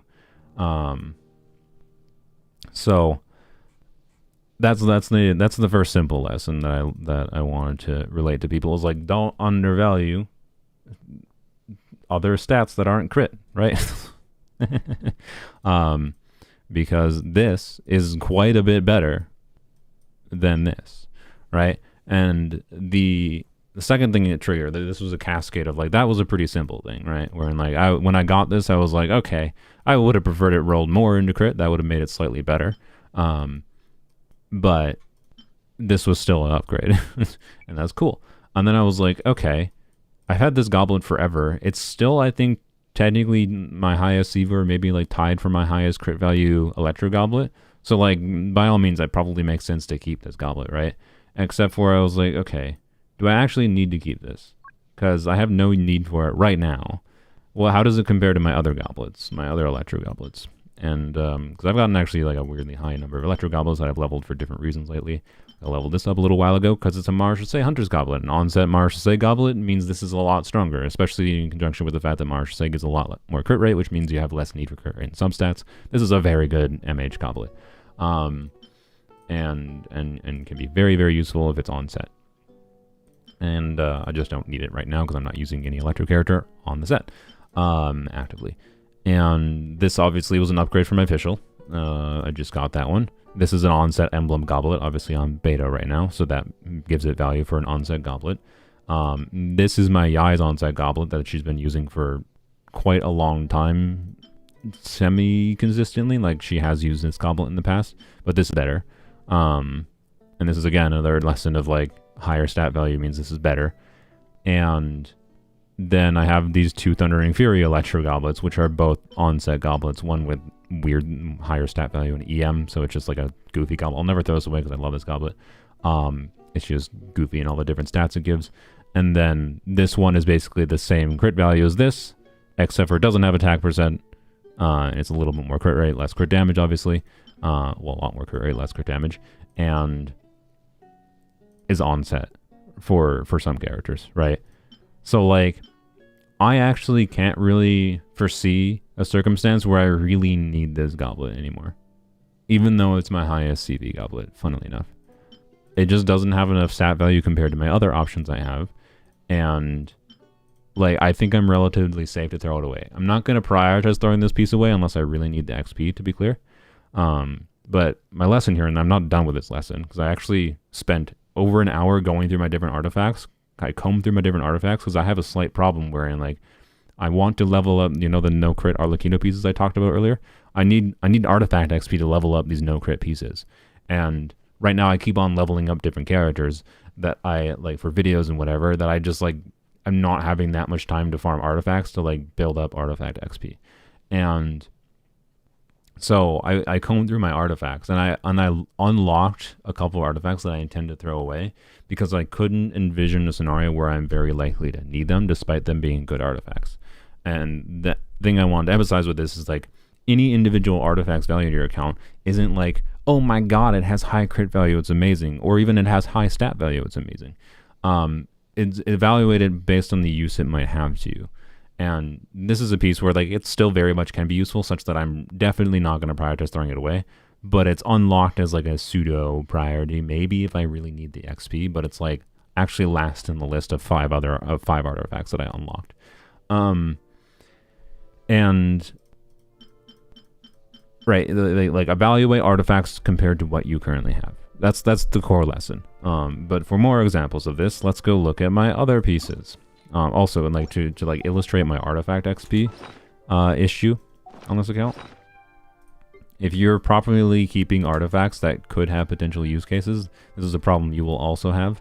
Look how many unleveled pieces I have. These are all potentials for one reason or another, right? Depending on how they roll, whatever. These are all potential artifacts to be leveled up. And if you don't go through your artifacts and start, like, narrowing down pieces that, like, you don't actually have much need for them anymore, then you wind up with this problem just becoming worse and worse over time, right? And me doing something like going through my artifacts and figuring out, oh, these are good artifacts, but I actually can't envision a context where I'll use them, means I can potentially solve this issue by starting to level up some of these pieces finally. Like look how many freaking I have double crit piece there, double crit piece there. This piece could be really, really cracked for Furina. Could be a 0 dead stat piece. Could be great. Could be great. Could be great. Could be great. Could be great. Could be great. Could be great. Like, another double crit piece. You know, like, I think I have, like, an EM double crit. Like, I got so many double crit pieces that, like, I just can't.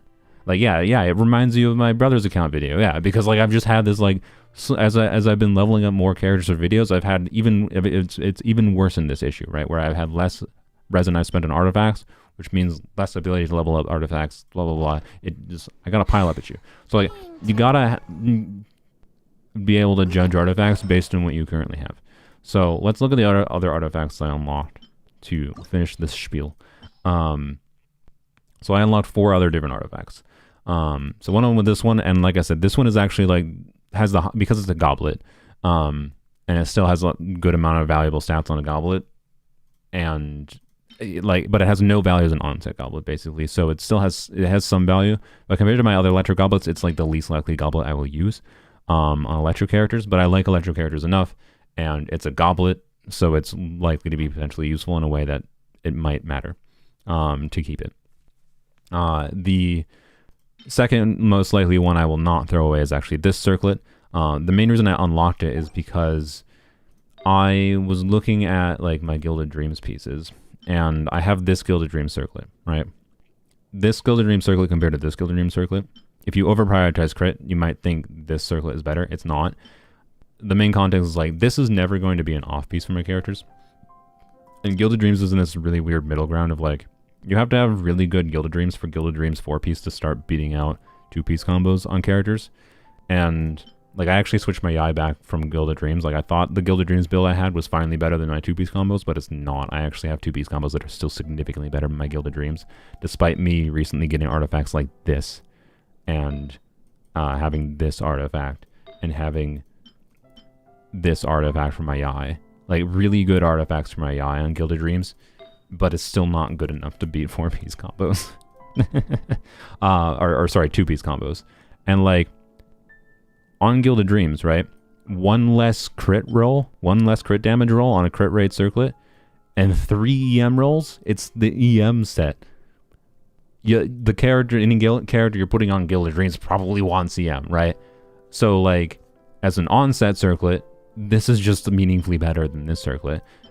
And then as an off-piece circlet, so then the question is, okay, if I have something better as an onset circlet, is it okay? Is there going to be characters that I think will need this as an onset circlet and need this at the same time, right? I don't think there is, based on how often I've seen myself using Gilded Dreams and the artifact sets I've seen them releasing, like Marshall Hunter, the new artifact set that gives freaking 40% crit rate and 20% damage bonus. Like, this, I cannot actually foresee me likely needing to use this as an onset circlet, especially in conjunction that if I really do need one, I have a backup. Not that this will roll well, but I have a backup. If I really need a crit rate circlet, a second crit rate onset circlet, like even if this rolls poorly, it'd be usable enough, right? And then this has like no value as an offset circlet because it's just not that good for an offset circlet for how long my account has existed for. Therefore, what's the value in keeping it, right? Because like artifacts are not actually useful to you unless you're actively using them. And it could be better served by, you know, a problem. Like one thing I realized lately is like, oh, I should be trying to like with Furina and Bennett. Like I've been using Furina and Bennett like in my Kirara video on his Noblesse build, but like this is not a good healing focused build. Like he's not healing as much as he could be. I could put an HP goblet and a healing circlet on him with Furina, but I need to level up some other Noblesse pieces that I've had. I just haven't had the XP to like justify leveling them up that I felt like it made sense. But like unlocking my artifacts, like it's more valuable to potentially dump that circlet into this circlet so that I can start doing a healing bonus build on Bennett, right? A healing bonus Noblesse build specifically. I have a healing focus build on Bennett available for maidens, but not on Noblesse. So anyways, right, you get the point, right? Like I'm evaluating as its value for an onset circlet and its value as an offset circlet, and I cannot foresee it being very likely that I need this, right? Even though it's not a bad circlet at all. In fact, it's very much like it meets my bar for being a good circlet. It's just not that relevant to my other options, right?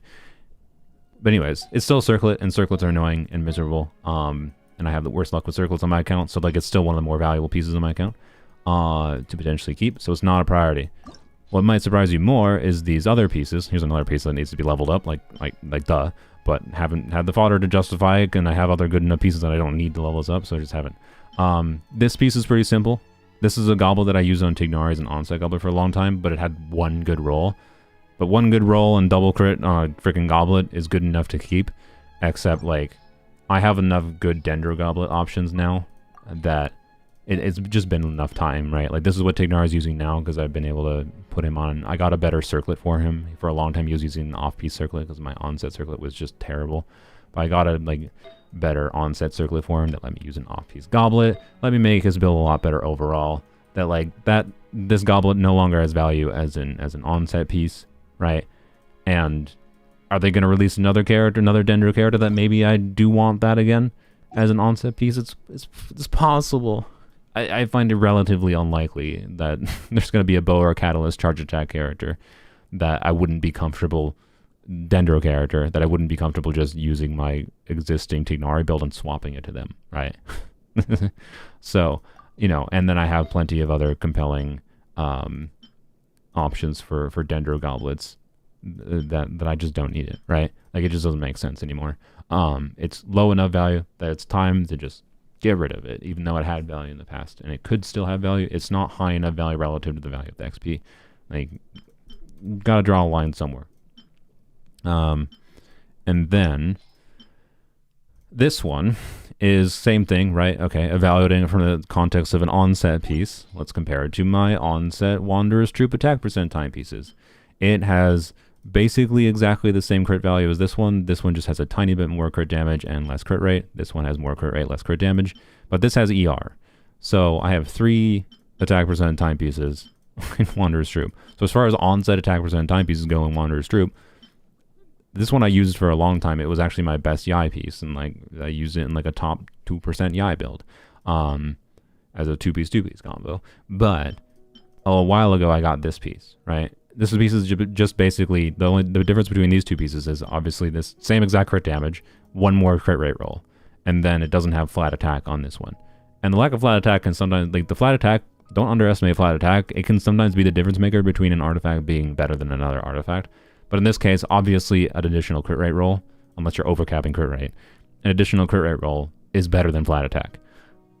So it, like, this is just worse than this. And then as far as having alternative options go, this has ER. Like, this does not have anything unique standing out about it compared to my other 2 options. I don't need it, right? As far as an onset piece goes.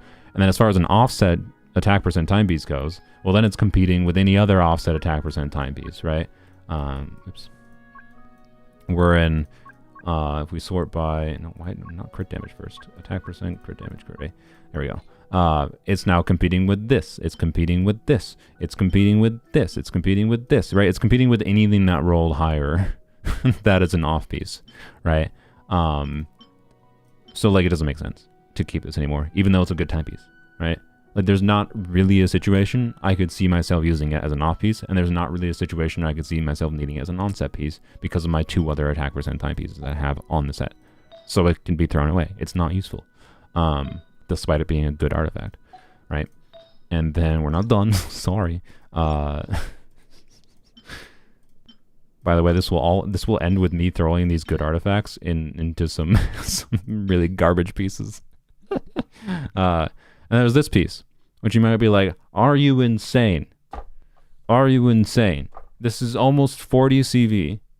Like, the only reason it's not 40 crit value is because it has very slight crit damage rolls. Like, that barely matters. This is a really cracked crit value piece. And then it has 2 HP percent rolls. How could I possibly not be able to find some potential use for this, right? But let me show you. So again, let's evaluate off piece pieces available versus onset pieces available. So first of all, onset pieces. Back when I farmed Crimson, the game for some reason pooped a whole bunch of good crit value, high stat value pieces on me in Crimson. So as far as like, okay, Hu Tao, right? Hu Tao is a character that, you know, I don't have an intention to get right now, but maybe, you know, she would really like 4-piece Crimson potentially and really likes HP. Except, look at this artifact. Look at this artifact. Like, this piece is so much better than this piece. 1 less HP roll. Very similar crit value, but more into crit rate versus crit damage, which is very valuable, especially in the context of, like, Hu Tao. If you're going to do, like, a Homa Hu Tao, she's a crit damage ascending character. She wants more crit rate in subsets than anything. And this 3, like, max EM rolls, it's like, god damn. Like this is such a high stat. This might be the best artifact in my account as far as the total stat value for a character that can use HP. And like, I was actually looking at trying to use this on my Yai as an off-piece 2-piece combo. And I might use this on my eye as an off piece eventually if I get another crit rate circlet in what's it called? Golden Troop. Because I could do 2-piece Golden Troop, 2-piece attack, and then have this as an off piece on my eye versus this piece that's on my eye right now.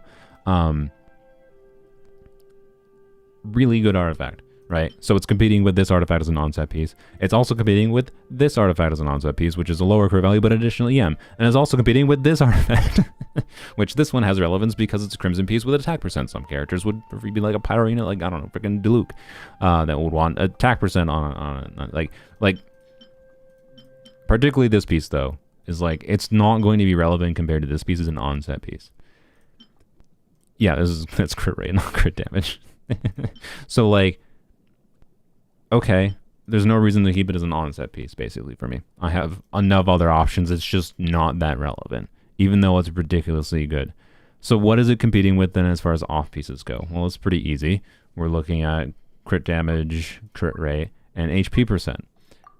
And I have here an artifact that is technically very slightly worse as far as crit value goes because of a 6.2 crit rate versus 7 crit rate, but it has more HP and an ER roll versus defense percent. This is a better off piece, right?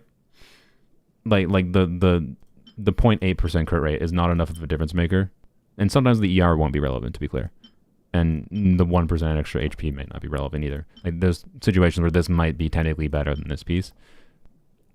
But also, this is like has potential as like an onset piece as a 2-piece combo because it's attack percent. Well, not that this couldn't be 2-piece combo too, but like 2-piece attack percent is a bit more universally relevant than 2-piece pyro bonus.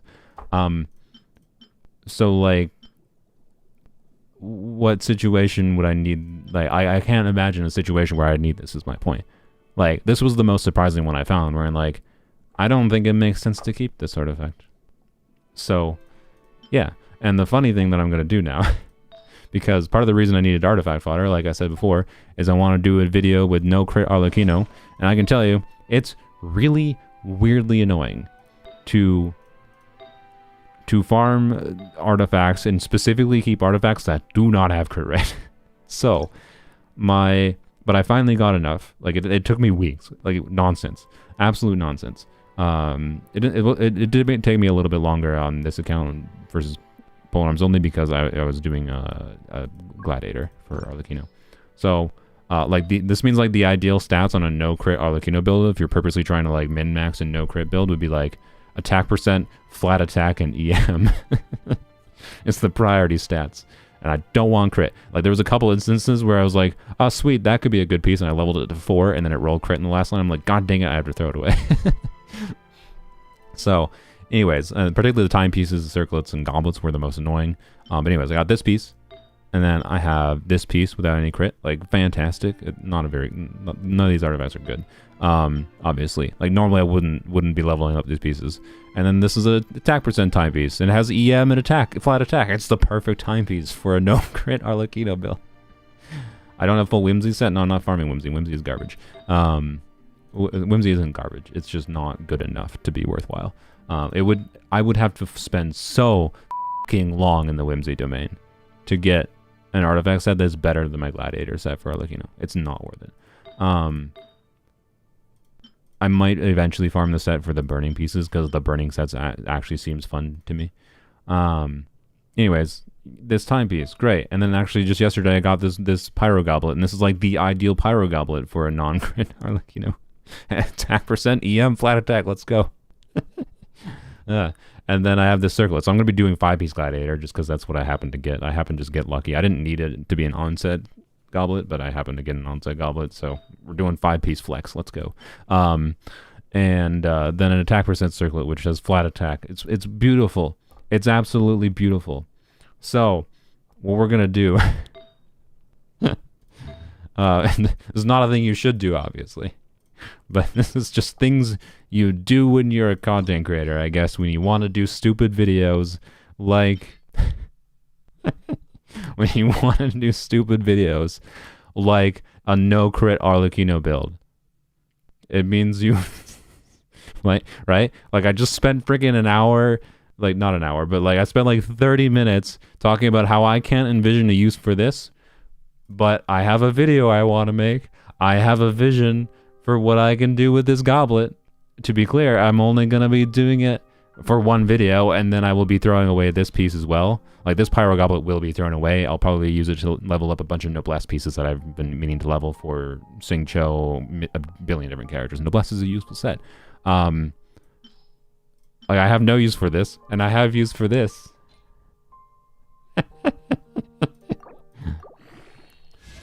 Oh, let's go. EM and attack. Perfect rolls. See? You put a good artifact in, you get a good artifact out.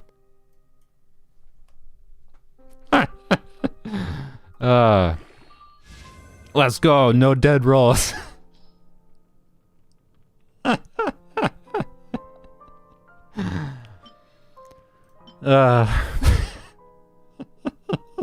How could you possibly waste a day's worth of artifact resin for a video? This is not a day's worth of resin. You underestimate how much XP like how much resin cost the XP is for these freaking artifacts. Like, so this is XP that will end up going, like, I will throw these artifacts away eventually.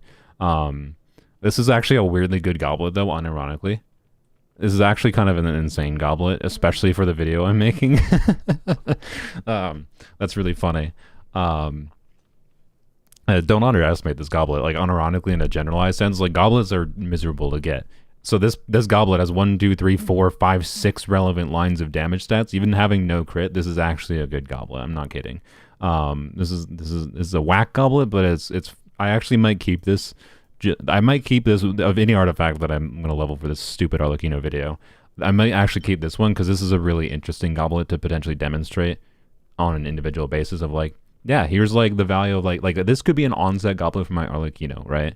And it's an interesting demonstration piece as far as like showing the relevance of non-crit stats, I think. So yeah, this is like the strongest whack goblet. It's weird. I love it. All right. But yeah, I got other pieces to level up before, so I gotta this piece is garbage. So, you know, of course what we're gonna do is we're gonna feed it. Bam. Look at that flat attack roll. Doesn't even matter really for this one, but flat attack was obviously the ideal stat, but didn't really matter. This one actually has other valuable stats. We want mostly EM. Again, the only justification for this, the actual real justification for this, is just for this video. I want to emphasize that. It's just, but I don't have any. I'm not gonna throw away these pieces right now. By the way, like, I will actually just relock these, I think. Because again, these pieces are like on the line of they might be usable. I'm not throwing these two pieces away right now. They're more pieces. If I really need the XP, like it'd be valuable for me, like right away that I need the XP, I will potentially keep them, or potentially get rid of them. But these other three pieces, I can't envision a reason I actually need them. Realistically, like, it's unlikely enough that I know this is safe to get rid of them. It's more valuable to use them as XP. EM, please. Perfect. All right. Classic. So yeah, like, this means now, like, because I did this, I needed to finish leveling up this piece, and I need to finish leveling up this piece. Actually, this piece is not that important to level up, but I definitely need to finish leveling up this piece and then get those two pieces to level 20, which means I should be able to actually make this no crit Arlecchino video this week. Crazy. So anyways, yep. And the no crit Arlecchino video will be tested with both without a crit weapon and with a crit weapon. So most likely it'll be, you know, showing with Jade Spear, which will obviously give her a meaningful amount of crit and actually help a lot, and it will actually significantly increase the value of all the attack percent stats. And then I will test with this. Oh frick, this is not leveled up all the way. Oh, kill me. Oh, kill me. When is this? It's today. Oh, kill me. Oh, frick me. Oh, frick me. Dang it. Okay. I'm literally one away. I do need to level this to 90 because this is the obvious no crit Arlecchino, because, like, I'll do the vape Arlecchino team. It's got attack percent, gives some EM after triggering a reaction. Like, it's as far as, like, doing a no crit build for Arlecchino goes, it's the weapon that makes sense. That or Dragon's Bane, to be clear. But I think this is a more interesting one to use. And I want to level 90 it then. Frick. I did prep for that, but I think I did prep for it weeks ago. Well, let's go see. Just in case I already have the teeths from some event or whatever, I don't know.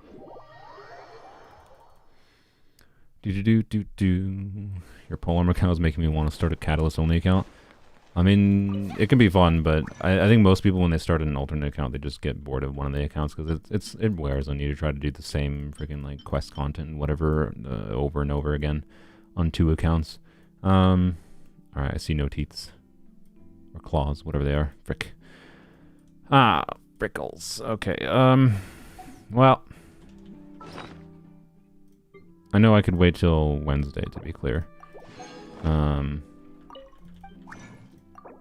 I know I could wait till Wednesday. Actually, you know what? I probably don't even necessarily need to do the condensed resin now that I think about it. I could have used that for Kaching, but oh well. Might only be able to do 20 resin, so I should have done 20 resin. Wait, these domains changed, didn't they? What does this domain even look like now? I forgot they did that. They made them not awful, which is almost sad in a way. That any new player will never be able to experience the actual misery of this. Okay, no. I'll probably need to use a condensed realistically. So yeah, we'll use a condensed. There's Fatui agents. Yeah, the cooldown PS is gone. All characters gain 75% Electro bonus. Okay. The Hydra Mage is just gone. Okay, the slimes are still here. Interesting. Well, I guess we're not ulting on Bennett. Actually, I forgot my Bennett had as much ER as he did. He has like 260. I underestimated him. Bam. Alright. Come over here, friends. Blam. Okay, good. I hit them. Nice. Wasn't sure if I had the range for targeting that properly.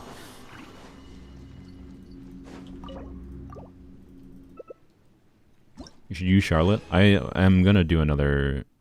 Yes, it's enough. Good.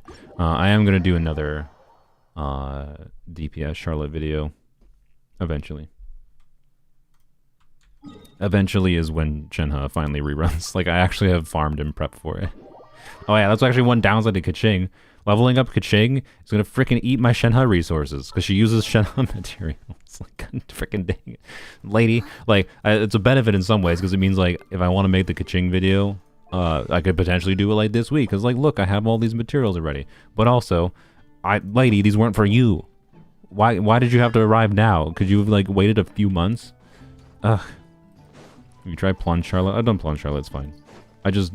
The reason I don't care about Plunge Charlotte is because, like, I'm gonna play with characters in the ways that I find them engaging. And, like, Charlotte is not a good character to DPS. The thing I like about Charlotte is doing this. Right? Plunging is not that. Like, to be clear, if you want to get good damage value of Charlotte, Plunge is a good option. Right? You could do Melt Plunge stuff, and it'll be pretty decent. It's almost surely the best way to DPS her, as far as damage contribution goes. But this is more fun to me. Right? So, yeah. And in that context, Shenhe could be much better. So, anywho's. I intend to do a DPS Charlotte revisit with Shenhe. Doing the same style of thing, but it'll actually make her do meaningful, like, front-loaded burst damage, and she will be able to get more consistent output for her skill damage. I look forward to doing Charlotte DPS again, but also, when the frickin' heck is Shenhe rerunning? Why am I talking to you? No one cares about you. That's a lie. We all like Catherine. Have you done Simulanka? I have basically fully completed Simulanka, other than, like, I think the Kira request, which I already did my main account, so I'm, like, procrastinating doing it on poems only, and then the follow-up appendix, whatever, the last quest, on poems only. But I have not done a ton. I have not finished on my main account yet. I got plenty of time. It's not my priority. We might, well, I've been streaming for an hour and 45 minutes. Maybe we'll not, because I'm so bad at freaking doing things while I whatever. Eh. Have you seen all the pop culture references in Simulanka? Definitely not, because I'm not that in tune with pop culture references in general. I mean, I've potentially seen them. I didn't clue into them. Yeah, I think Shenhe was in version 3 point something. So, you know, it's been over a year since she reran. And it was over a year since she reran in the first place. Like, Mihoyo freaking hates this character, and it pisses me off because it's like, you're the one that made this character as niche as she is. Like, you could have balanced her in a way that more people would want her, and like she would have made you more money, Hoyo. But you're the one that designed the character. And now you're just screwing over the limited people that do want her. Like, frick off. Rerun your characters. God. Anywho's. What was I saying? Or what was I doing? Oh, yeah. We needed to, for no crit Arlecchino, we needed to level up this weapon. That was what I was doing. Blam. Alright. I think I want to make this video this weekend, so that's why I'm doing this. And goodbye to a good chunk of my Mora. Okay. Lots of 3-star weapons. This is what happens when you do stupid wishing videos. Yeah, there we go. Okay, yep, 200,000 more. That's exactly what I wanted to spend this on. It's fine. It's a good weapon to use for comparisons for things to show more approachable builds, or for doing silly beam non-crit things. So, okay, Arlecchino's total attack is not going to be correct, but this is what Arlecchino approximately, right? So don't take too much stake in the total attack because the flower's not leveled up, whatever. But this is what the no crit Arlecchino build is going to approximately look like. Approximately. Again, this Pyro Goblet is kind of so friggin' weirdly cracked. It's, yeah. Anyways. Blam. And I think all these artifacts except for the goblet at this point will be thrown away. The goblet is just really interesting. And then, gotta switch weapon. Oh wait, no, I already did switch the weapon. So, you know, I should probably have closer to 3k attack, I think, once everything is done with the feather. Because, like, the feather will have, like, another 100 base attack. And then a little bit more attack percent, whatever. Probably closer to 2,800, but no, probably closer to 3k after she's actually in a party with Pyro Resonance and whatever. But there you go. No crit Arlecchino build. Beautiful. And then if we switch to Jade Spear, probably becomes a lot more like as soon as you switch to a crit weapon, I think this, like a crit right weapon notably, this build becomes actually weirdly usable for a lot of the content of the game. Like, I actually don't think this build would be that hard. I'm going to leave it up for the video. I'm not going to do it right now, even though I am interested in testing it right now. I don't think this video will struggle that much, or this character with this build. I don't think it'll struggle that much with clearing the Abyss. Because so much of, like, the damage value, like, I don't know. It's actually weird, because I'll be playing her in a team that, like, she is doing the vast majority of the team's damage. I plan to play her with Arlecchino, Bennett, Kazuha, Candace, right? So, with Jadewing Spear in particular, I think it'll be fine. With this, it'll be a little bit more questionable. A little bit more questionable. Because I'll basically never crit, right? But, anywho's. So look forward to that video. Hopefully that'll be this weekend. It shouldn't take me that, like, these two pieces should not be that hard to level up, and then I gotta level up this piece, so should be doable. Should be doable. Anywho's. And yeah, I don't know. I think it's an interesting exploration. It'll be titled what happens if you don't build crit, right? So you just completely ignore crit. Right? I think it's an interesting exploration to show that, like, your characters are still dealing damage without crit. But will I be successful? I don't know. Obviously the game and these characters are definitely tuned around building crit on them to be successful. I don't think it'll be as easy, but I think I'll be able to do it. I don't know. And I will definitely mention that part of the reason I think I'll be able to do it is because, you know, I'll still use a normal strong team on the second side. Like, I'm not going to build every character to have no crit, right? It's just one character. It's like the minimum investment Arlecchino build. It's kind of the idea. Like, minimum investment, but you still put, like, the right main stats that are still doing something kind of thing on her is the idea. It's weird. Oh yeah, last thing to mention with artifacts. Sorry, more artifact talk. This is just artifact talk this stream. This is what I spent like an hour doing yesterday. Over an hour, I think, actually. Yai, I recently moved. If you watch my streams regularly, you might know Yai. I recently moved to what Pyro this one, yeah. Yai, I recently moved to a 4-piece Gilded Dreams build. And I thought, because like the additional stat value from Gilded Dreams, like it should be a good universal Yai build for me, for how I sometimes on-field Yai, whatever. But I was tweaking around with my artifacts yesterday, because I remembered like, oh yeah, I got this piece relatively, and this is obviously a ridiculous piece. It has the highest crit damage I've gotten on any artifact in my account. It has a ridiculous amount of valuable stats. And then I was like, okay, let's check. So I did the same thing where I mentioned before with like Fischl. I used Akasha, and Akasha was actually better for this for Yai than it was for Fischl. Let me show my Yai build here, because basically what I did is I was looking at the way I use Yai, right? Is I don't like 4-piece Golden Troop on her. If you go to Yai leaderboards, right, you will see a lot of 4-piece Golden Troop builds, but you'll also see 2-piece combos being highly competitive, right? They need higher crit value kind of thing, whatever, higher stat value to compete with lower stat value Golden Troop pieces. That's because like so much of Yai's damage obviously comes from her skill, so having a 70% skill damage bonus set is pretty good. But if you use Yai is a character that can be used in a diverse number of ways, and I like to on-field her a lot, oftentimes to some degree or another, and I don't want to have a build that is just significantly worse for on-fielding her or whatever, like for getting some additional quick bloom damage, right? I don't want to focus too much into one specific aspect of her damage, right? So 2-piece builds or 4-piece Gilded Dreams is kind of like my ideal for her.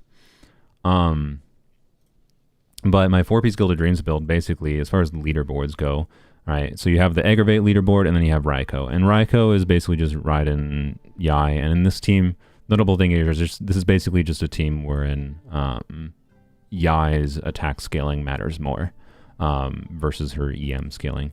That's the main meaningful difference there. And for me, I don't actually play this team, but this is very comparable to like if an artifact makes Yai better on this leaderboard for this team, it will make my Yai better for a Chevreuse team. And that's probably the most common context wherein like this leaderboard is pretty much correlated to the same damage improvements that would happen for my Chevreuse team. So anyways, this is my current Yai build that I found. I spent like a good 30 minutes tweaking around 2-piece combos on her to figure out what my best options were for her, because she used to be on a 2-piece build before Arlecchino released, using like this feather in particular with the goblet that she has. And I didn't have this flower before. I only got this recently. So she was using like 2-piece Wanderer's Troop, 2-piece Gladiators, and it was like a top 2% build. It was similar to this one. But now I needed those pieces for Arlecchino, right? You know, so, and I want Arlecchino to be kept on the set that's usable on her. I don't want to tweak it back. So I had to like tweak it around, right? And I was just surprised with how much better my 2-piece combos were than my 4-piece Gilded Dreams build, right? Because like my 4-piece Gilded Dreams artifacts were not bad. Like I got this while trying to farm for more Emilie pieces. It's a ridiculous piece. And I've had this piece for a while. It's a very good artifact. And I got this piece while trying to farm for Emilie's pieces. That's a very good artifact. Like you would think that the additional stats, and then I have this. This has a lot of valuable stats to Yai. You would think that the additional stats from this would make it more universally better, but it's actually just significantly worse than this 2-piece attack combo, especially with how I've been using Yai and Chevreuse lately. So anyway, and this build I think is top 2%. It shows top 2% in Raiko on Akasha because it ranks slightly higher on Akasha or on the Raiko leaderboards in Akasha versus the Aggravate leaderboards. But if you scroll down, you go to the hide show leaderboards button, right? You can see it still is top 2% in Aggravate. It's still a lot better in Aggravate than my 4-piece Gilded Dreams was, which is where you would think Gilded Dreams could start to potentially take ahead because of the passive giving so much more EM.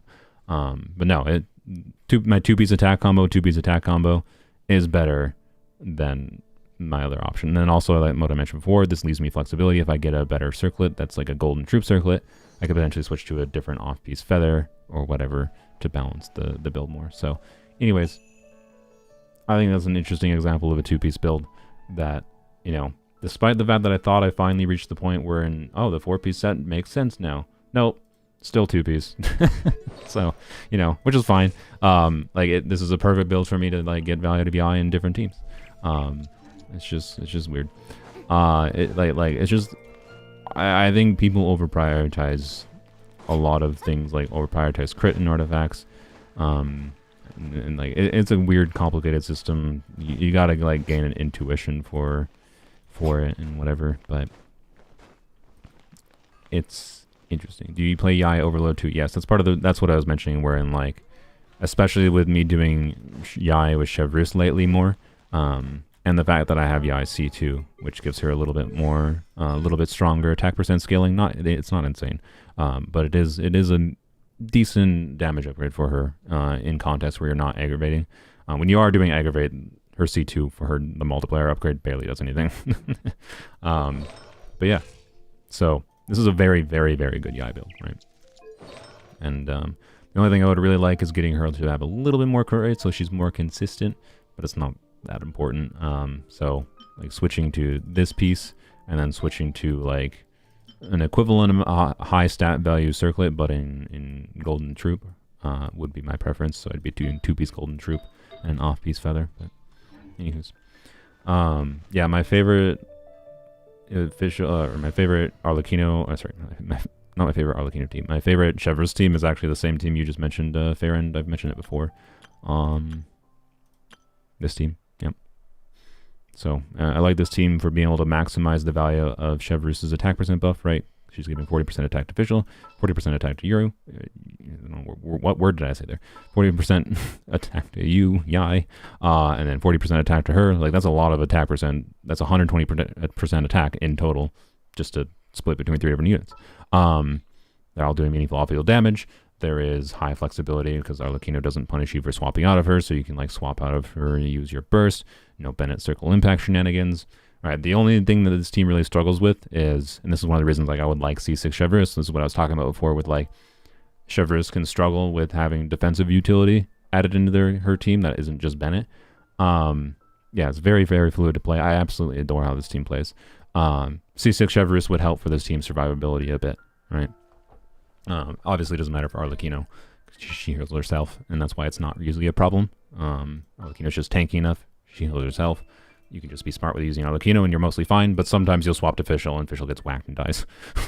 So, you know, but a team-wide heal can potentially help with that issue a little bit. And then, of course, damage bonus, good.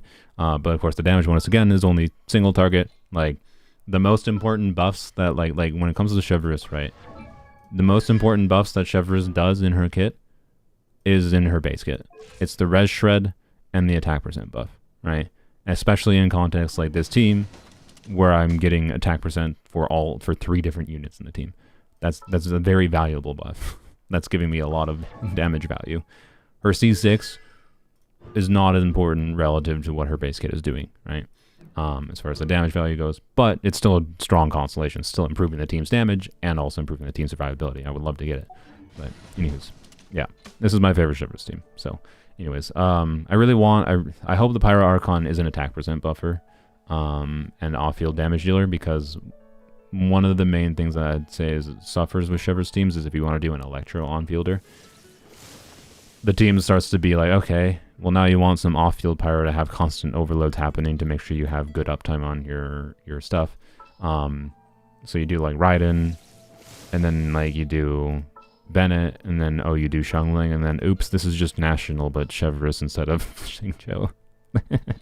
So it's like, it just becomes like a boring Bennett Xiangling core, but like at least it's a little bit more interesting in my opinion. Like I prefer it over national, but like, you know, you're kind of glued to Xiangling again because we don't have many off-field Pyro options. You could do Dia, but like, you know, Dia, as far as damage contribution goes, Dia versus Xiangling is not exactly very comparable. So like, yeah, it's the Xiangling curse when it comes to Electro on-fielders with Chevreuse. So I really hope the Pyro Archon, right? The Pyro Archon doesn't need to apply a lot of Pyro for a team like this. She just needs to apply off-field Pyro, trigger overload pretty consistently in an AoE to keep up the passive for Chevreuse's buff. And then if she does buffing of her own, like she's a compelling replacement for Bennett too, even. So like you have more freedom from Bennett. Like I really hope the Pyro Archon does some attack percent buffing and some off-field Pyro in some form. I'm assuming she will at least do that. I would be surprised if she doesn't. So the Pyro Archon should actually give Chevreuse teams a lot more variety. I hope they're not dicks and they don't like, The most dickish thing that they could do, by the way, to try to push the Pyro Archon banner is save Chevreuse to her banner. That would be so rude to save Chevreuse that long. But I don't know. For some players, it might actually be better. But, you know, I suspect they're going to rerun Chevreuse with Raiden's banner in 5.0. Anywho's. Yeah, they should have put Chevreuse on Arlecchino's banner. Or they should have put Chevreuse on Chlorine's banner. Even though they don't have the greatest synergy, Chlorine and Chevreuse they're not terrible. It's not unusable, right? Anywho's. Love Chevreuse. She's probably one of my favorite characters they've released in a long time. I'm still kind of amazed that they decided to release this good of a character that's this functional, that's so functional at C0. Like the main problem she has is like she herself doesn't take much investment to be really good, but the characters on her teams take a meaningful amount of investment. Like you don't just like, she doesn't just make teams immediately strong, right? You still need, you know, good builds on your characters to get value out of how her buff works, right? So, you know, but she herself is a very, very compelling C0 4-star. I think that's kind of crazy for the current day from what we normally see from 4-stars. Anywho's, and meanwhile, Jeff was like, I don't like this character. What the frick is wrong with you, dude? I think he's turned his tune a little bit. I think he no longer agrees with his past self, but like, I never understood his take. I think he just railed against the fact that he doesn't like restrictions in character kits that restrict team composition. But like, there was no reality where Chevreuse is as good of a buffer as she is, and she doesn't have a restricted passive. Like, her restrictions absolutely make sense for the convenience and level of buff she gives. I don't know. This character enables teams to be a thing that weren't a thing before, right? Which means you have more team options, more options for configuring teams to deal with different situations in the Abyss, and I adore it. And also, I think people underestimate her Pyro application. Front-loaded Pyro application can have, like, especially with her C4, right, and her C2. Like, you burst on her, she does, like, a bunch of bombs at spawn. I think this is, like, if I recall, bursting on her is, like, 4 units of Pyro. If you have her C4...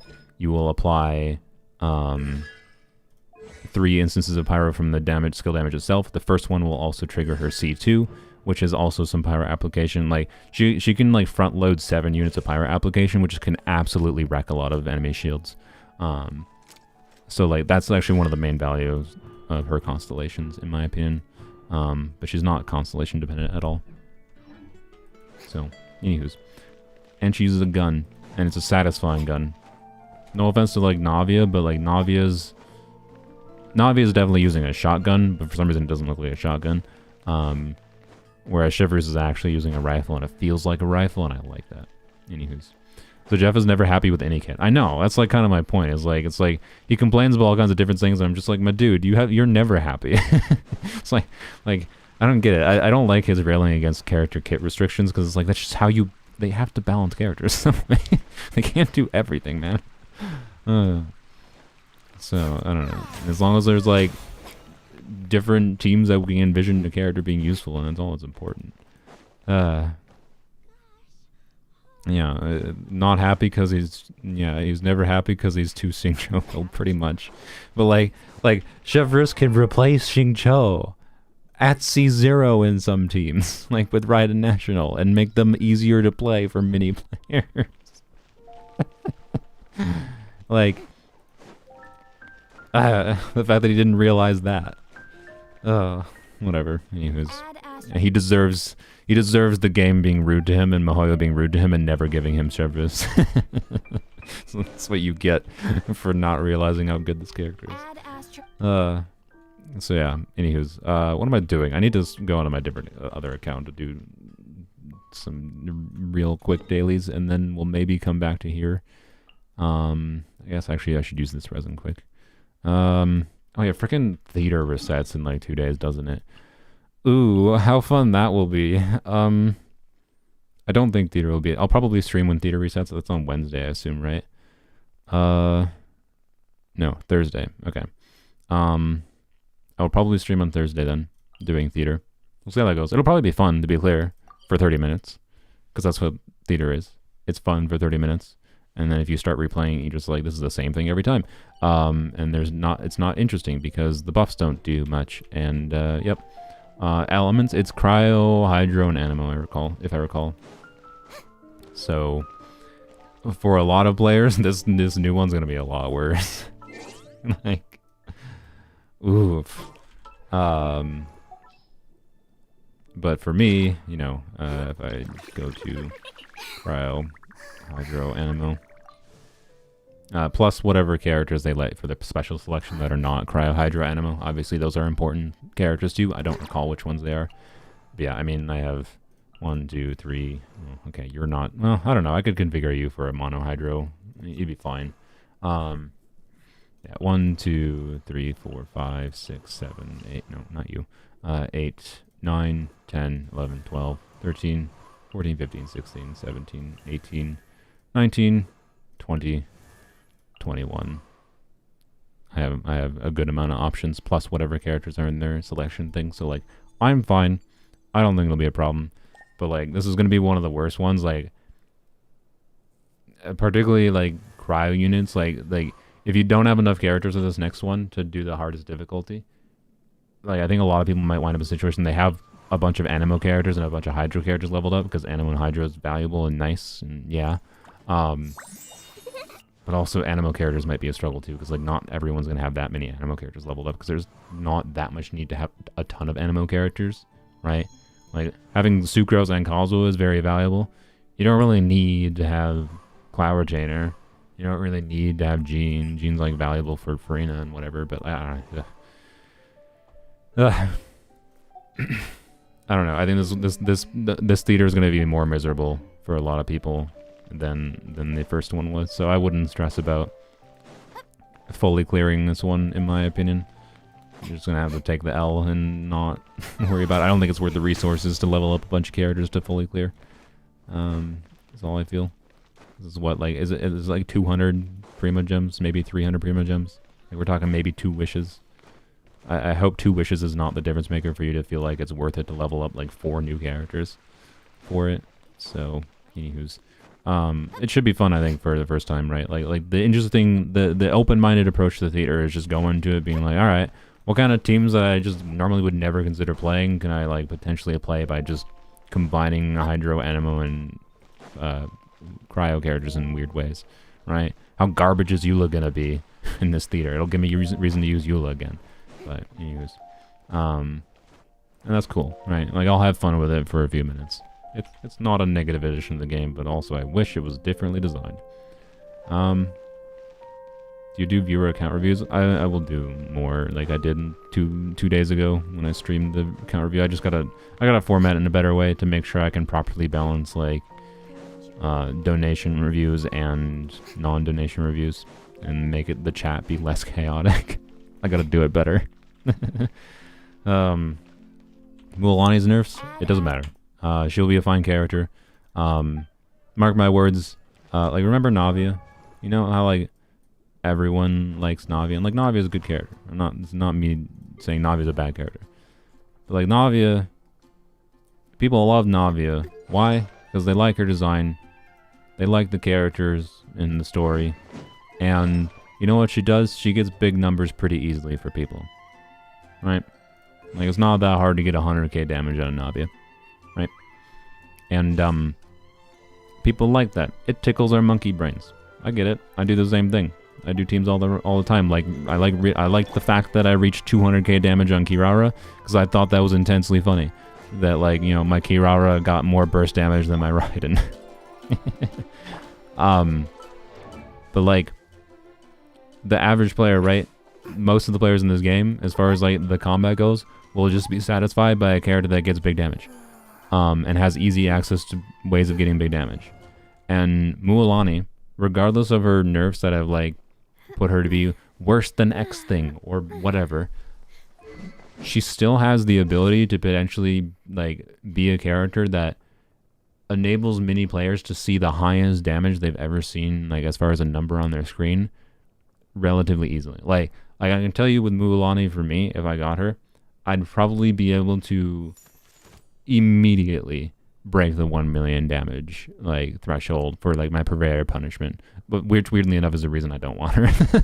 I don't want I don't want to accidentally break the 1 million threshold, because right now I'm stupid and I kind of like that my main account has not gone over 1 million damage and my polearm account has. I kind of want to keep it that way. Hoyo's probably balancing the Mualani around the Pyro Archon. If the Pyro Archon is what I think she is, the Pyro Archon is only going to be good with Mualani if she's paired with a Dender unit. I think it's more likely the Pyro Traveler. Mark my words, right? If my theory is right about Pyro Traveler being relevant to the story and they're going to make Pyro Traveler have good Pyro application, I think the Pyro Traveler might be a solo Pyro character that enables forward vapes from Mualani, right? So you don't have to use frickin' Xiangling. Like Xiangling solo Pyro. And you know what? What could confirm this in 5.0? Because we're not going to actually know until like 5.2, right? Or 5.1 beta, which is... sorry, 5.2 beta, which is 5.1. Mark my words, the indication for this synergy of Pyro Traveler, this might reinforce my belief that, my hopium belief that Pyro Traveler is going to be a good off-field Pyro applier. They're not necessarily going to do meaningful damage, but they'll be a good applier.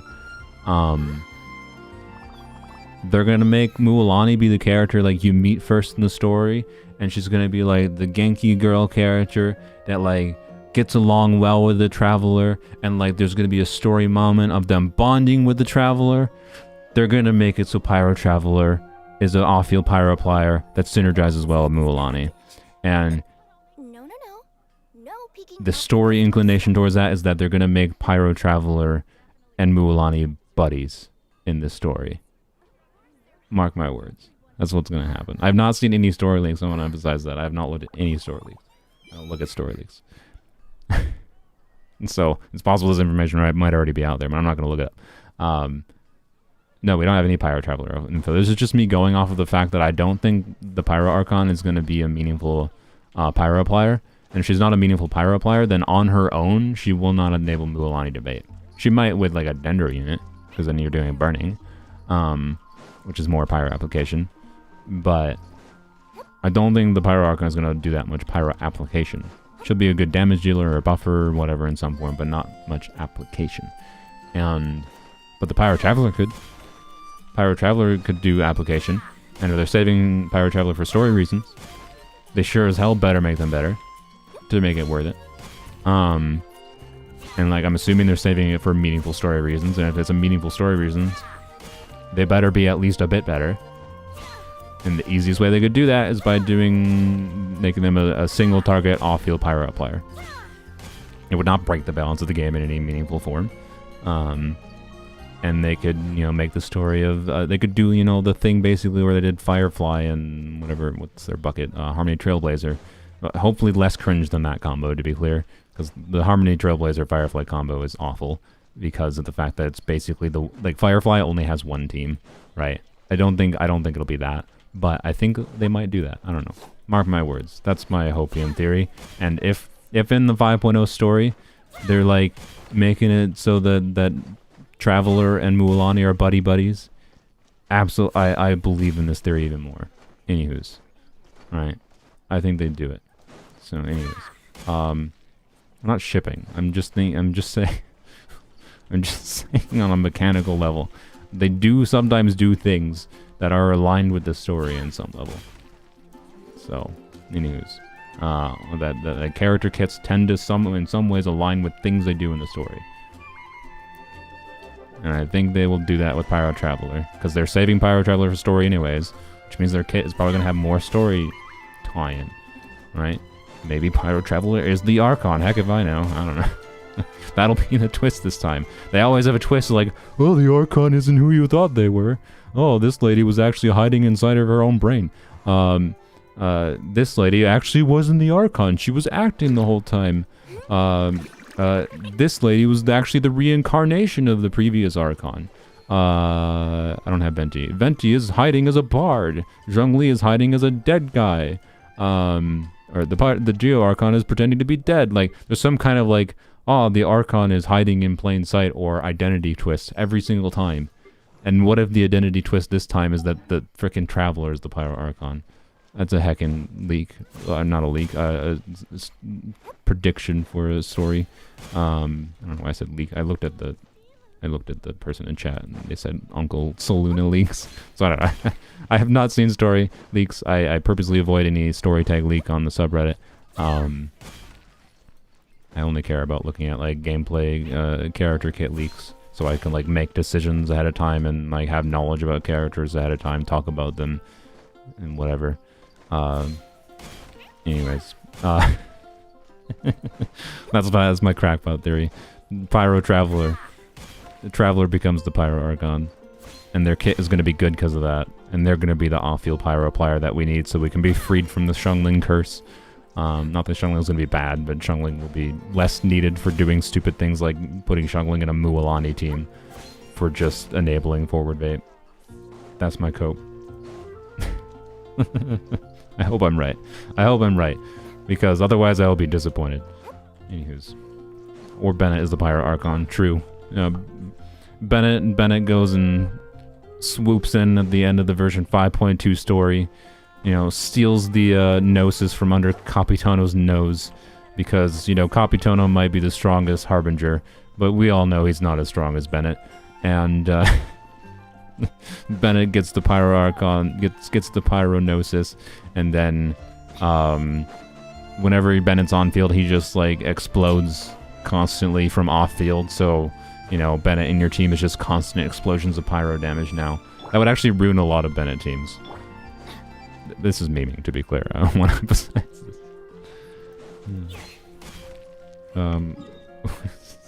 What do I need to use my resin on? Should I do Kaching? I don't know if I'm gonna make the Kaching video. I don't know if it's actually worth it to... You know, no, I'm gonna go farm artifacts because I need the artifact fodder, because I am more likely to, I think, to make the Arlecchino video this week. The Kaching video can wait. Whereas I would like to be done with the Arlecchino video, and then I can have the artifact XP for other artifacts, or for like artifact XP in 5.0. The only reason I'm farming this domain is because, like, actually, you know what? No, I was talking about freaking Golden Troop onset circlet. We're gonna cope with that. We can. I need to condense my resin. We can. Actually, no, you know what? No, I can do 2 runs. I'll survive. Crit rate, 4 line, crit damage, attack percent, EM, ER. Give me the dream circlet, Mahoyo. Give me the dream circlet. To make my Yai the most cracked Yai that I could have a 2-piece build on, basically. Kaching best DPS in Genshin. I'll do a Kaching video eventually, but I don't know. I just might wait. I only like ability leaks in character. Can someone already leak Madam Ping's abilities? Yeah, see, you know where it's at. That's what I care about for leaks too. I don't look at story leaks. The only, I guess, okay, the only non-story leak I really looked at, I don't even look at enemy leaks. I prefer not even seeing like what new enemies do. So I sometimes am like slightly spoiled. I really should have waited. Whatever.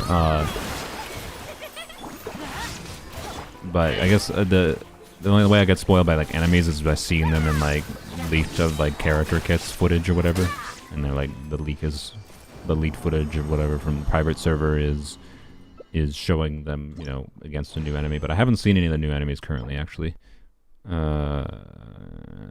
Weird goblet. I don't think I care about it. I already have an onset HP goblet. And then I saw, so anyways, the only thing that's not character kit leaks that I've seen from 5.0 is I saw the map. I saw the map of Natlan. Sue me. What number is Capitano? Isn't he number 1? I thought Capitano was number 1. Alright, you know what? Let's save our burst and do this. Alright, gotta kill you with that. Alright, and then we'll do some Dendro. And then, actually, no, we don't need Bennett, right? How much does this do without Bennett? Blam. Not as much. Okay. It's fine. Die, please. There we go. Is Capitano not number 1? I thought he was. I don't know. I don't remember. Supposedly he might not be playable this year. I did see... No, I think my Mars, the artifacts, is good enough. Ah! You troll. Why did I even look at it? I don't even know. Like, I saw the circlet here. I was like, how much you want to bet is this crit rate in my head? And I didn't even say it out loud, but like, freaking knew it. Right? Surprised it's not a 3-line with EM crit damage. Anywho's, what do you think about the artifact selector? Oh yeah, I've seen stuff with that too. But yeah, ignore anything story leaks. Number 0. Is Pyro. I see. He's the director. So yeah. Anyways, Capitano hopefully is playable eventually. I don't think he necessarily has to be playable in version 5.x whatever patches. The artifact selector is a good thing. I don't think it actually affects high investment players that much. Because high investment players will just be farming enough artifacts that like getting good artifacts is like getting good builds, not good artifacts, because artifacts only matter relative to your whole build. Getting good builds going is just a matter of like statistical inevitability, and it's just like where do you draw the line for like how you enjoy playing the game, for where's your stopping point. But as far as offering an accessible option for people being able to have occasionally more opportunities for seeing artifacts that like don't require, like seeing artifacts that have some amount of good stats, like the right main stat and some combination of good substats, even if they roll poorly. Like if you're someone who barely farms artifacts, right? Which that's what I think it's most beneficial for. It's most beneficial for the players who farm the least artifacts. That is a very good thing.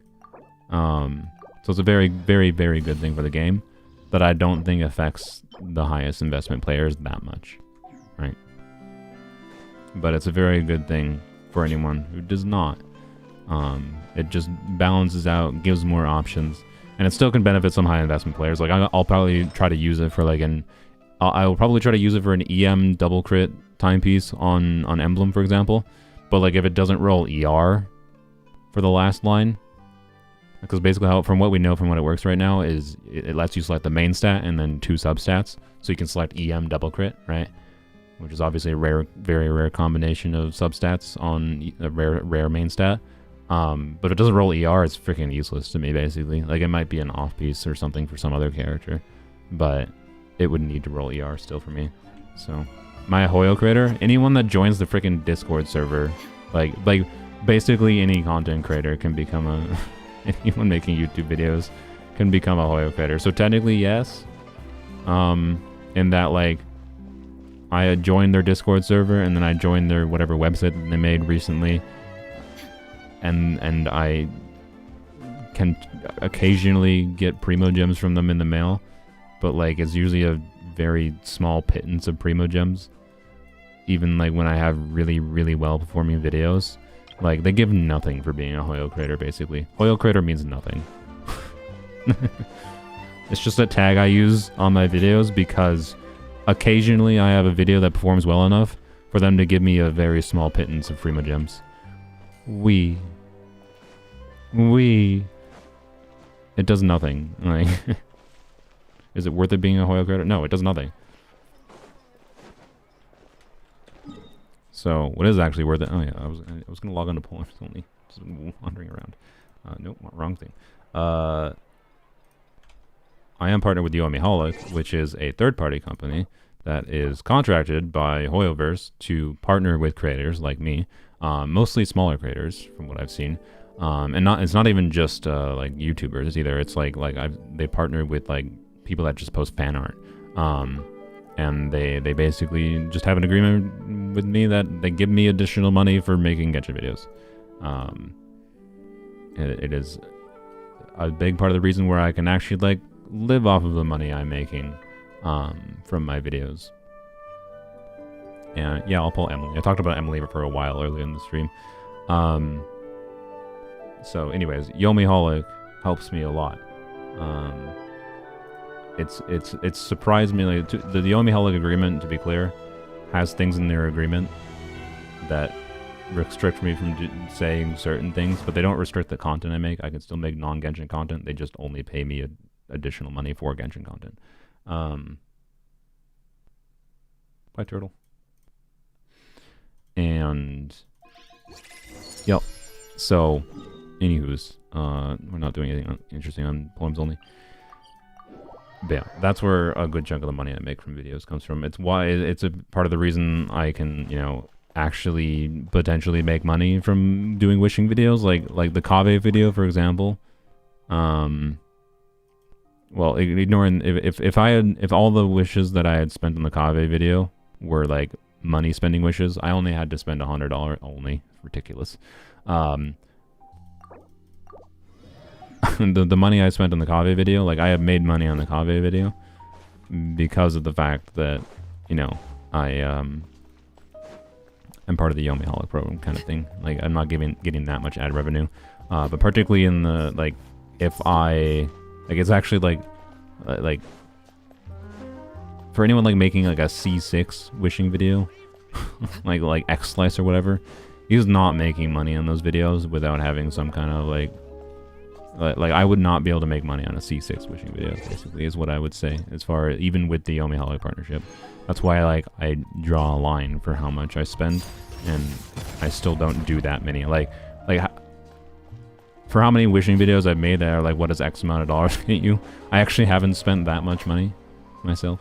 But yeah, anyways.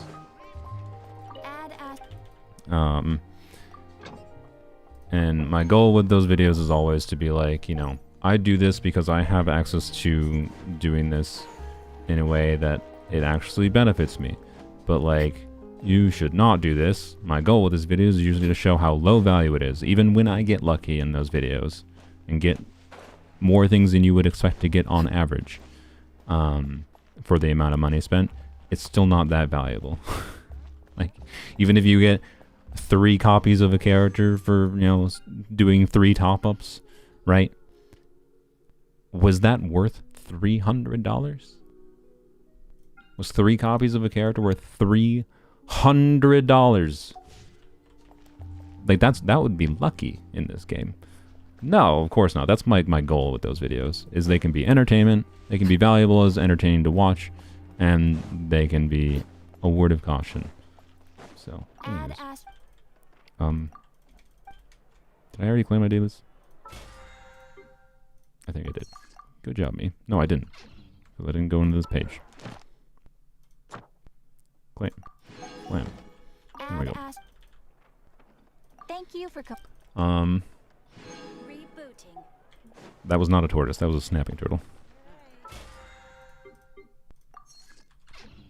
Oh yes.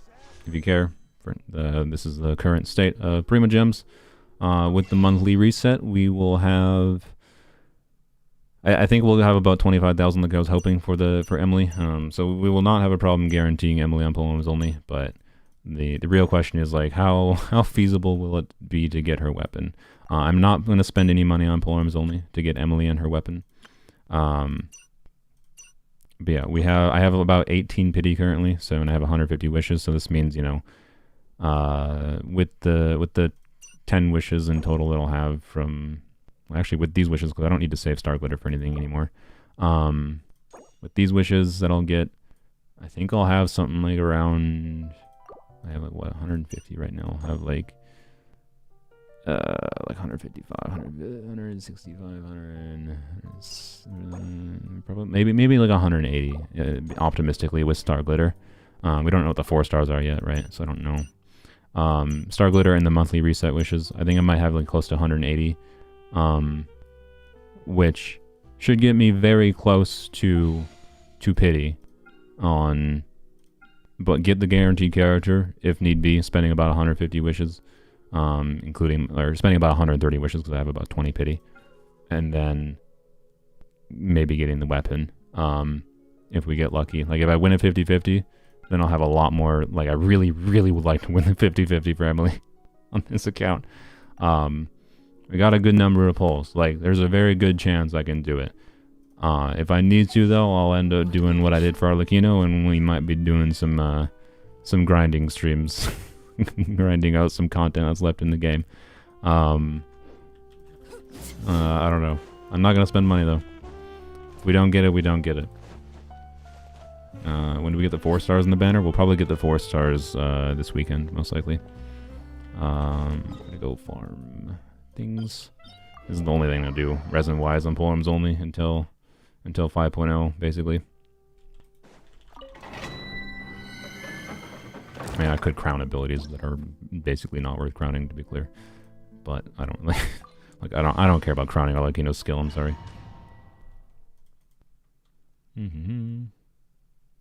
My country currency changed so much you can buy moons in Genshin like 2 times cheaper than in dollars. Yep, that's basically how Paimon's Bargains works.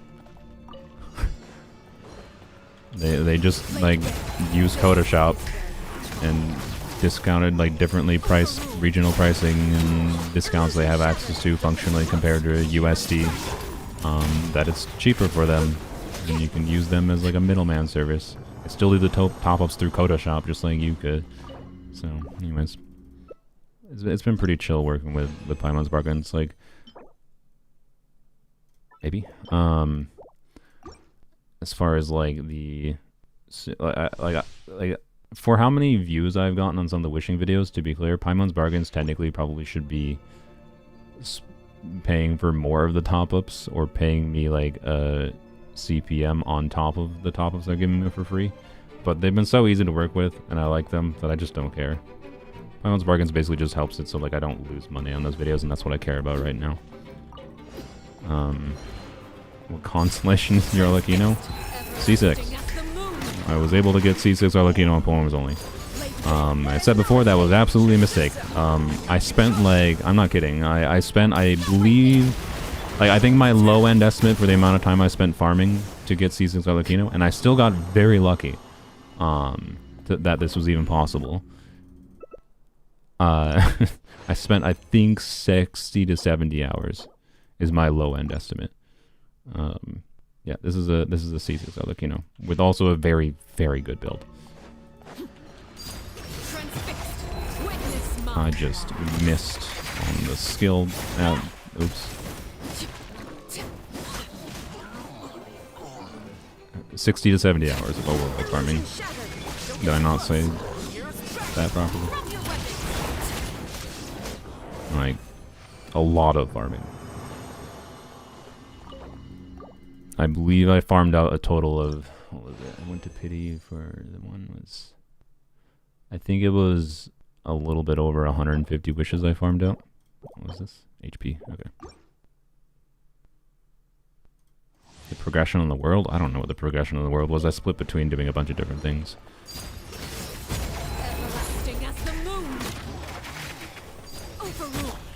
Completed a whole bunch of quests that I hadn't completed on polearms only because like it was pointless. But yep, might do that again for Emilie's weapon. No, it was not worth it. No. It's fun. Like, I like having it. I don't mind having it. Like, if there's any character I wanted to see... Why? Wrong set. Wrong set. If there's any character that was actually, like, measurably, like, gained good value from going to C6, it was Arlecchino. But, like, wasn't necessary? No. I did testing. I did this whole stream testing for hours, like, the activating Arlecchino's constellations. The vast majority of the value, like, as far as damage increases go for Arlecchino, was in her C3, like, up to C3. Anything after C3 is, like C4... C5 and C6 are basically all one constellation in one as far as like this is relevant and this is relevant only in conjunction with C6, right? Like she's very, very strong C6, but it's so unnecessary, right? To make one character this strong. And it would have been much more relevant for this account as far as like having strong team options and like as far as doing high investment things to save the wishes that were used towards C6 Arlecchino and instead use those towards Emilie. I thought it was relatively safe to do that anyways because I thought I would have plenty of time to stockpile. Like I went like the previous 5-star polearm character that released before Arlecchino was Sino. There's a very good chance most of my viewers watching right now weren't even playing when Sino released. Like Sino, like, so I thought I had more time between releases of 5-star polearm characters is my point. Sino benched. I mean, no, he'll be getting some life breathed into him, hopefully with Emilie releasing. You get the point, right? Like, it would have been more valuable to save the resources spent on to get C6 Arlecchino and get like C1 or guarantee like what I'm talking about, where I'm gonna struggle to potentially even get Emilie's weapon. Like, I would have been able to maybe guarantee getting Emilie's weapon. Maybe get her constellations, like diversifying, right? Even high investment things, diversifying, like getting a C6 character is equivalent to, say, getting, you know, 4 C1 characters, right? Or 3 C2 characters potentially, right? Well, not quite the same as 4 C2s if you're talking about new character releases, but you get the point, right? These 3 constellations didn't actually make sense to get as far as value goes. It's really fun. I absolutely love Arlecchino. I think she's probably my favorite character in the game at this point. As far as balance of like characterization, visual design, how she gets played in combat, her team variety she has. She's like just actually perfect to me. With my main only real complaint being like she's potentially slightly stronger than she needed to be. But they also released Nuvilette, and like I don't think she warps the landscape of how they design content in Genshin more than like Nuvilette did. So anywho's, if I get C6 Chevy, will I do Chevy, Emilie, Sino, Otoma on polearms only?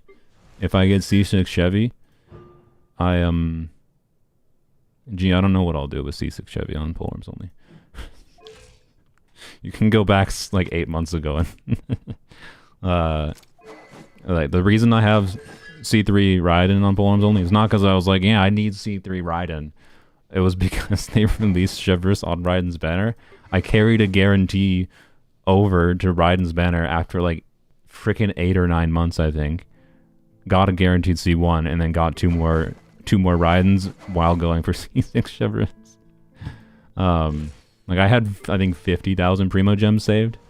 And that was after being a bit reckless, using some Primo Gems to get like extra copies of Staff of Homa, which was kind of a waste, honestly. And I also tried to get an extra copy of Staff of Scarlet Sands, which I didn't. And I actually, like, I wish instead of getting an extra copy of Homa, I had just not done the extra Homa and gotten another copy of Staff of Scarlet Sands. But anyways, like I was a bit wasteful with, I think, like 30,000 Primo Gems in between like holding my guarantee and Chevreuse. So anyways, like yeah, Chevreuse is like probably still the most significant character they've ever released for polearms only, as far as changing the landscape for like it was the most notable like turning point where like, oh, now I can just like have a ton of different options for clearing Abyss kind of thing. Like it's actually just, it's like not even been hard at all since Chevreuse released. So anywho's, yeah, it is Chevreuse Supremacy stream. Oh yeah, didn't I get a couple artifacts? Forgot what they were. Were they whimsy? Were they whatever's? Well, I got this for Arlecchino yesterday. So I actually got an Arlecchino. It was not that much of an upgrade because my old one was this piece. Like it's better, but not crazily so.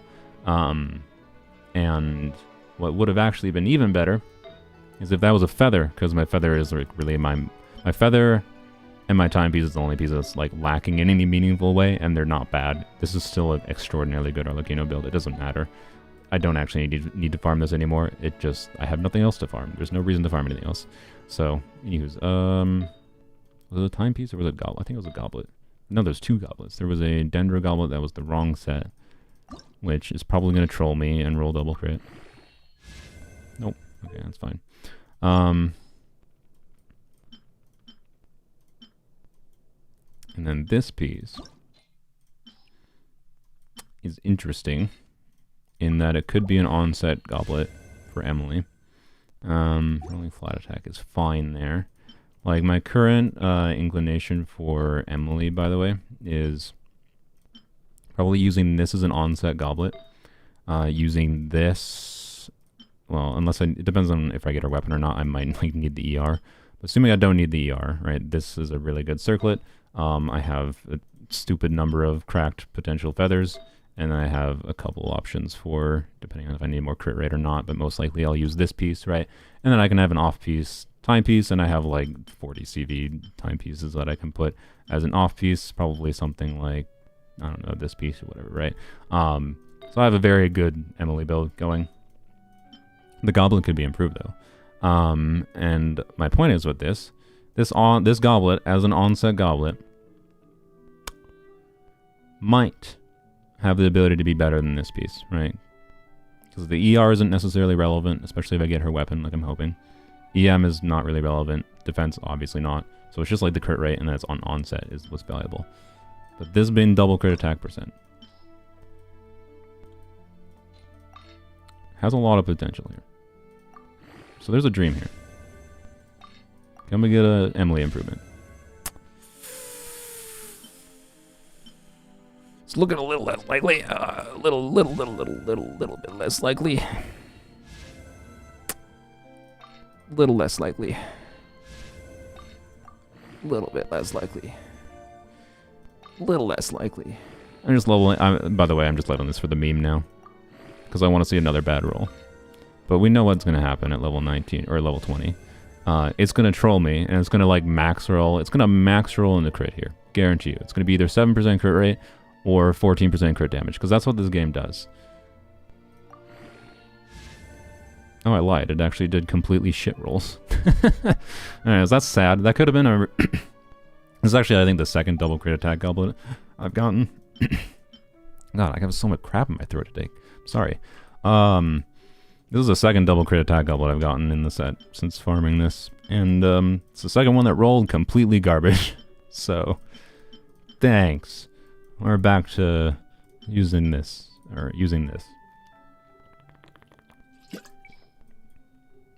It'll be fine. I actually just don't have very good Dendro goblets in general. Like I have this, another one that, you know, could have been better as an onset goblet. I have this. Like I have nothing double crit. Right? I just have varying values of single crit line ones that have additional stats. So like, you know, this is the same ZV as this, except it doesn't have ER and attack percent, or it doesn't have one extra ER roll and attack percent. So like this should just be better as an onset goblet, right?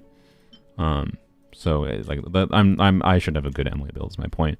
It's just kind of actually surprising that I don't have a single Dendro goblet that's double crit. So I'm pulling only. I guess what I'll likely do is I'll do a Dendro goblet double crit selector thingy, most likely. How good would it be if flat attack was base attack increase? I absolutely think they should have done that. Yeah, if flat attack was base attack increase, God, that would make artifacts like the one I just got potentially so much more useful. Anywho's. Yeah, rip that circlet.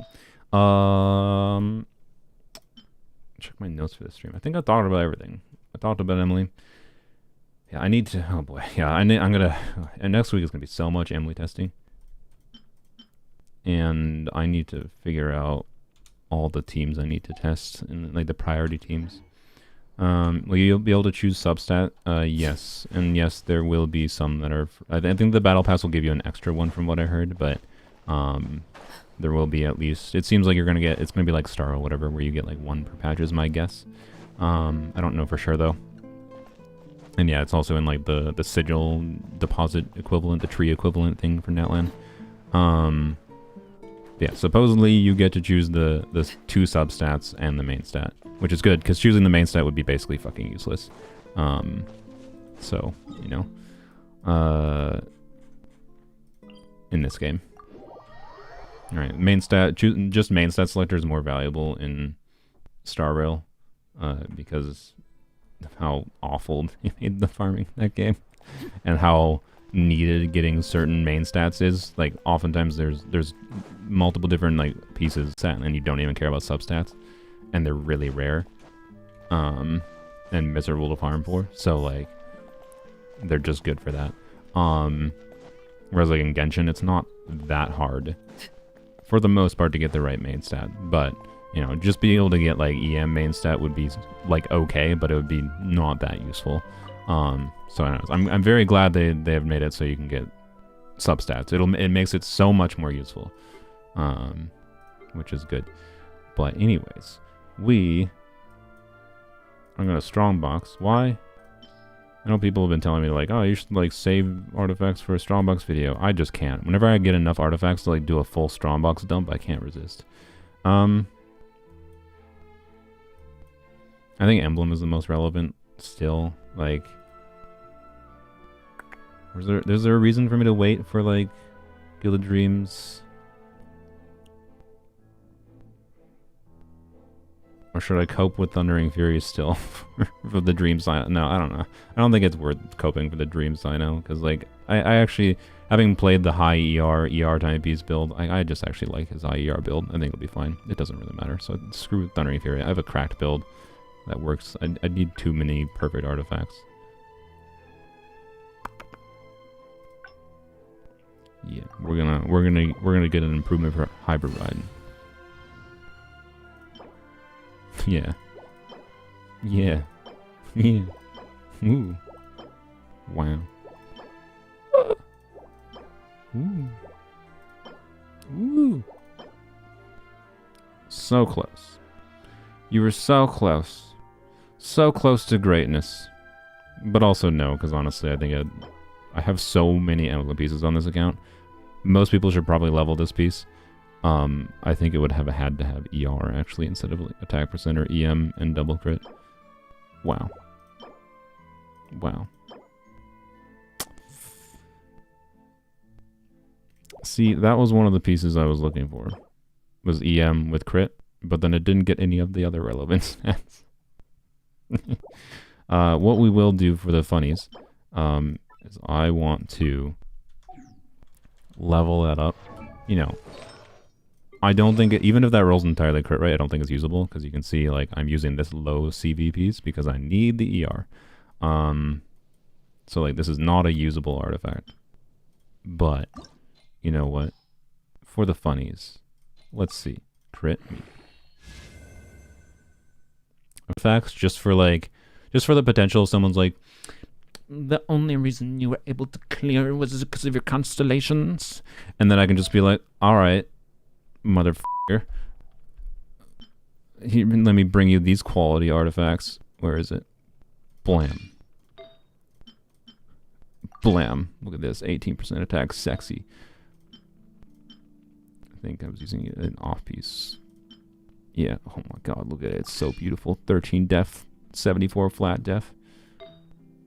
32% def. It's beautiful.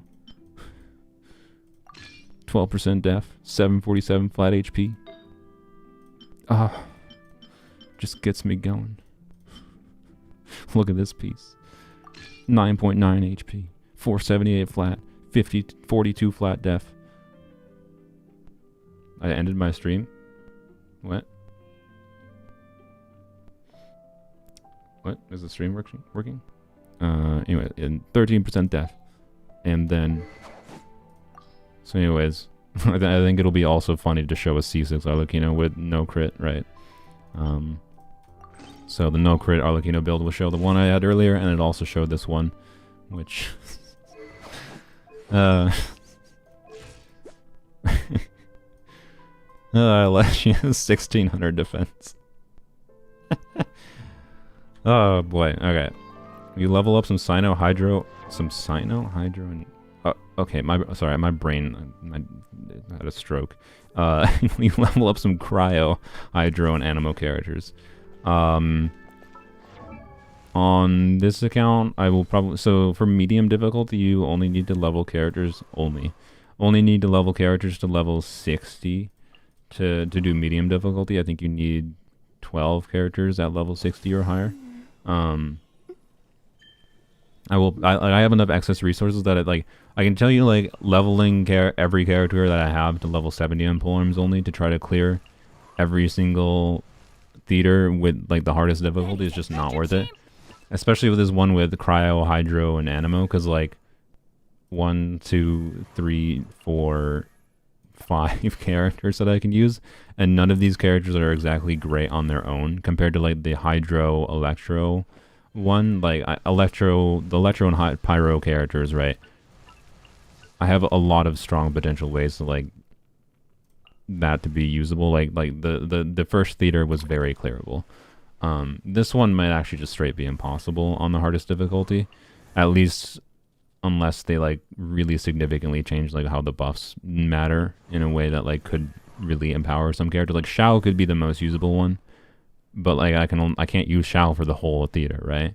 And then I'm stuck with like Solo Rosaria. Like Rosaria only really functions by nature of the reaction systems in the game and like other units that support her. And like, okay, sure, I could do Rosaria Shenhe, but I'm so limited on my it's really bad. Yeah, using Emilie will help potentially. So anyways, I'm probably gonna wait a little bit to get Emilie since I presumably will be able to use her, and that would help. I don't know, right? Like, I'm still gonna have to level up because of the stupid cringe requirement to force you to have level 70 characters to even challenge it. Even if you don't actually use them, you still have to have characters leveled to select them. And like, it took me a lot of resources to level up I think I leveled up Sucrose. They were already level 70. I think I had to level up Sucrose, Fischl, Lisa, and Bennett, and Amber. So I leveled up 5 characters to level 70 to be able to clear. Like, never use them, obviously. To be able to clear polearms only. And that took a lot of resources. Like, I think it took 800 heroes wits, if I recall. Like, and not like I need... Like, the heroes wits aren't doing anything if I don't use them. So, like, I don't need to have 2,000 of them stockpiled. But, you know, 400 and some of these heroes wits are going to go away with Emilie. And then... Kaching is releasing next patch, and I'm going to level her to 90. So, like, I need half of these heroes' wits for 2 characters in the next month. I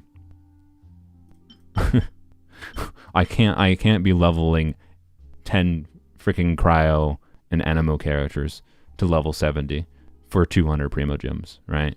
Like, it just doesn't make sense. So, I will try to complete the medium difficulty, because leveling characters to 60 is way less resource. It takes like half the resources to level from to 60 as it does to level to 70. So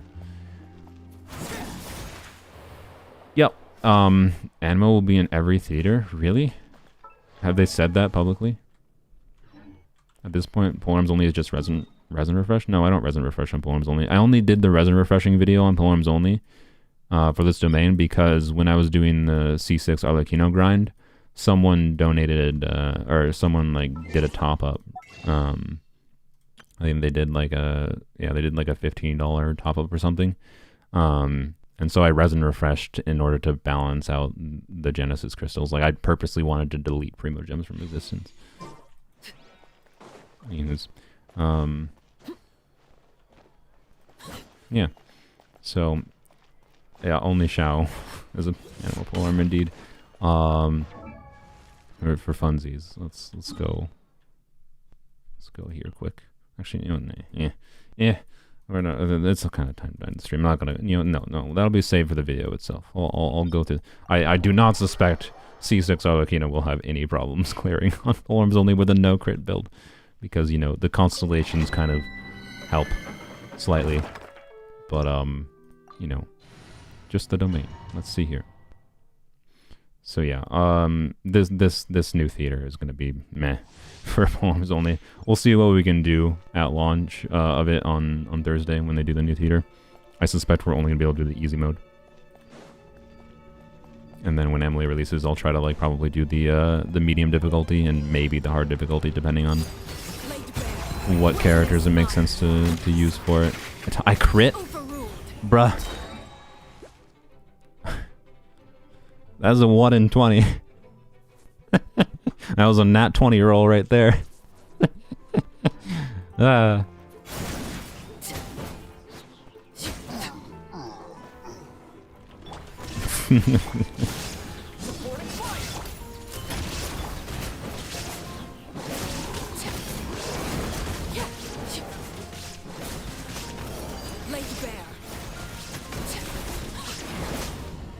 I mean, it's certainly less damage, but it's perfectly fine. I think Arlecchino will be fine on this account. But yeah, I unironically might keep these artifacts. Like on my main account, I'm gonna throw away the stupid no crit artifacts. Other than that goblet, like I said, because that goblet is just weird, and worth keeping for it being an interesting goblet. But this, yeah, on this account, I think I'll keep the artifact of these stupid garbage artifacts. Maybe not this one. Well, I don't know. Maybe I still will. But just for the stupidity of like if someone's like, yeah, you can't clear, it's just because you have C6, and I'm alright, well, let's power her down. This is my way, because Mihoyo doesn't let me turn off the constellations. This is turning her off, her constellations off. I played with C0 Arlecchino for quite a while before activating her constellations. I'm pretty confident this performs worse than a C0 Arlecchino. But yeah, anywho's 32% def is crazy. I know, it's beautiful.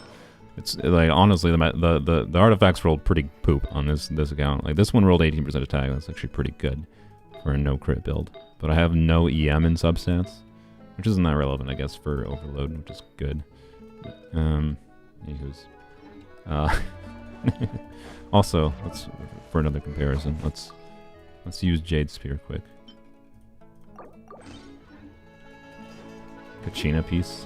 I still can't believe I got that Kachina goblet a couple streams ago. What was that goblet? Was it this one? Yeah.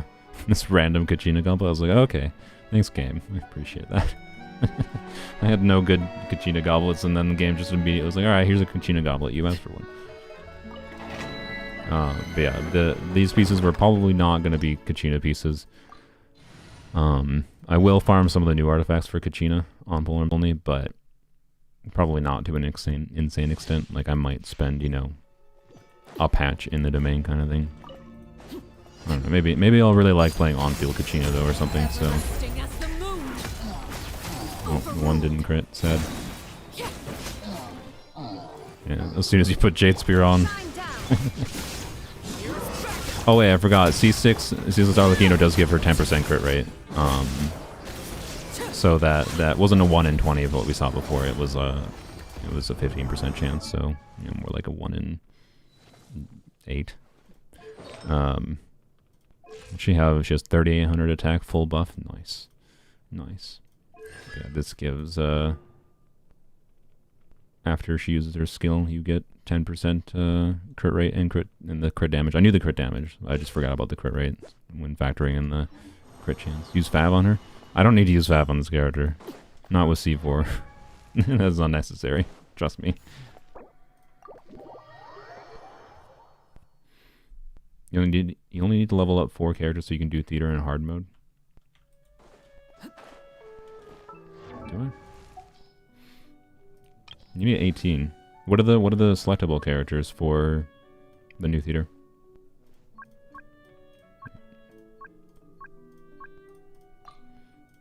Okay. 1, 2, 3, 4, 5, 6, 7. I have 7 I can select right now. I need 18. I find that slightly unlikely. That I only need 4 more characters. No, it's actually impossible, because if I need 18, even if I can, even if all 6 of the selectable trial characters were not any of these characters, then that's still, I still need more than 4. So, unless they change something with it that I didn't hear about, right? Because, wait, is that right? 1, 2, 3, 4, 5, 6, 7, plus the 6, 13. Yeah, no, I'd still need at least 5. 5 would be the literal minimum, but it's probably meaningfully more than 5. So, like, I'm probably, if I want to complete hardest difficulty on the new theater on this account, my guess is it's going to require, like, probably about 7. Probably about 7 characters. If Arlecchino is a choice, that actually helps that actually makes the potential for actually clearing this a lot more likely. Because Arlecchino can obviously, on her own, clear 2 of the 4. Xiao was one of the starting characters? Frick. Frick. Of course he is. Of course he is. Screw you, Mihoyo. So, yeah. I'm not going to prioritize clearing the hardest difficulty in this new theater on this account. It might be interesting, but I don't think it's worth the resources if I have to build 8 characters for it. Not build, but level up 8 characters. I don't know. I'll do some math, like, to estimate the resource cost relative to, like, whatever else. But, yeah. 7 that you already own, plus 5 trial, and the friend character. Friend characters don't count. Hate to break it to you. Friend characters don't count.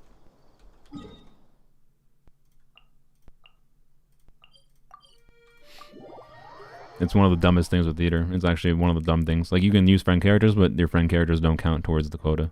What? Hello, dear. I have some It's the trails. I know what you mean. So, Fair enough. the world with and all those who Ooh, is it a good luck? Ah, yep. Good point. I assure you, there's nothing. If Go you're away. ready, you can step onto the world Go as away. you embark on your new adventure. Go away. How old am I? 72.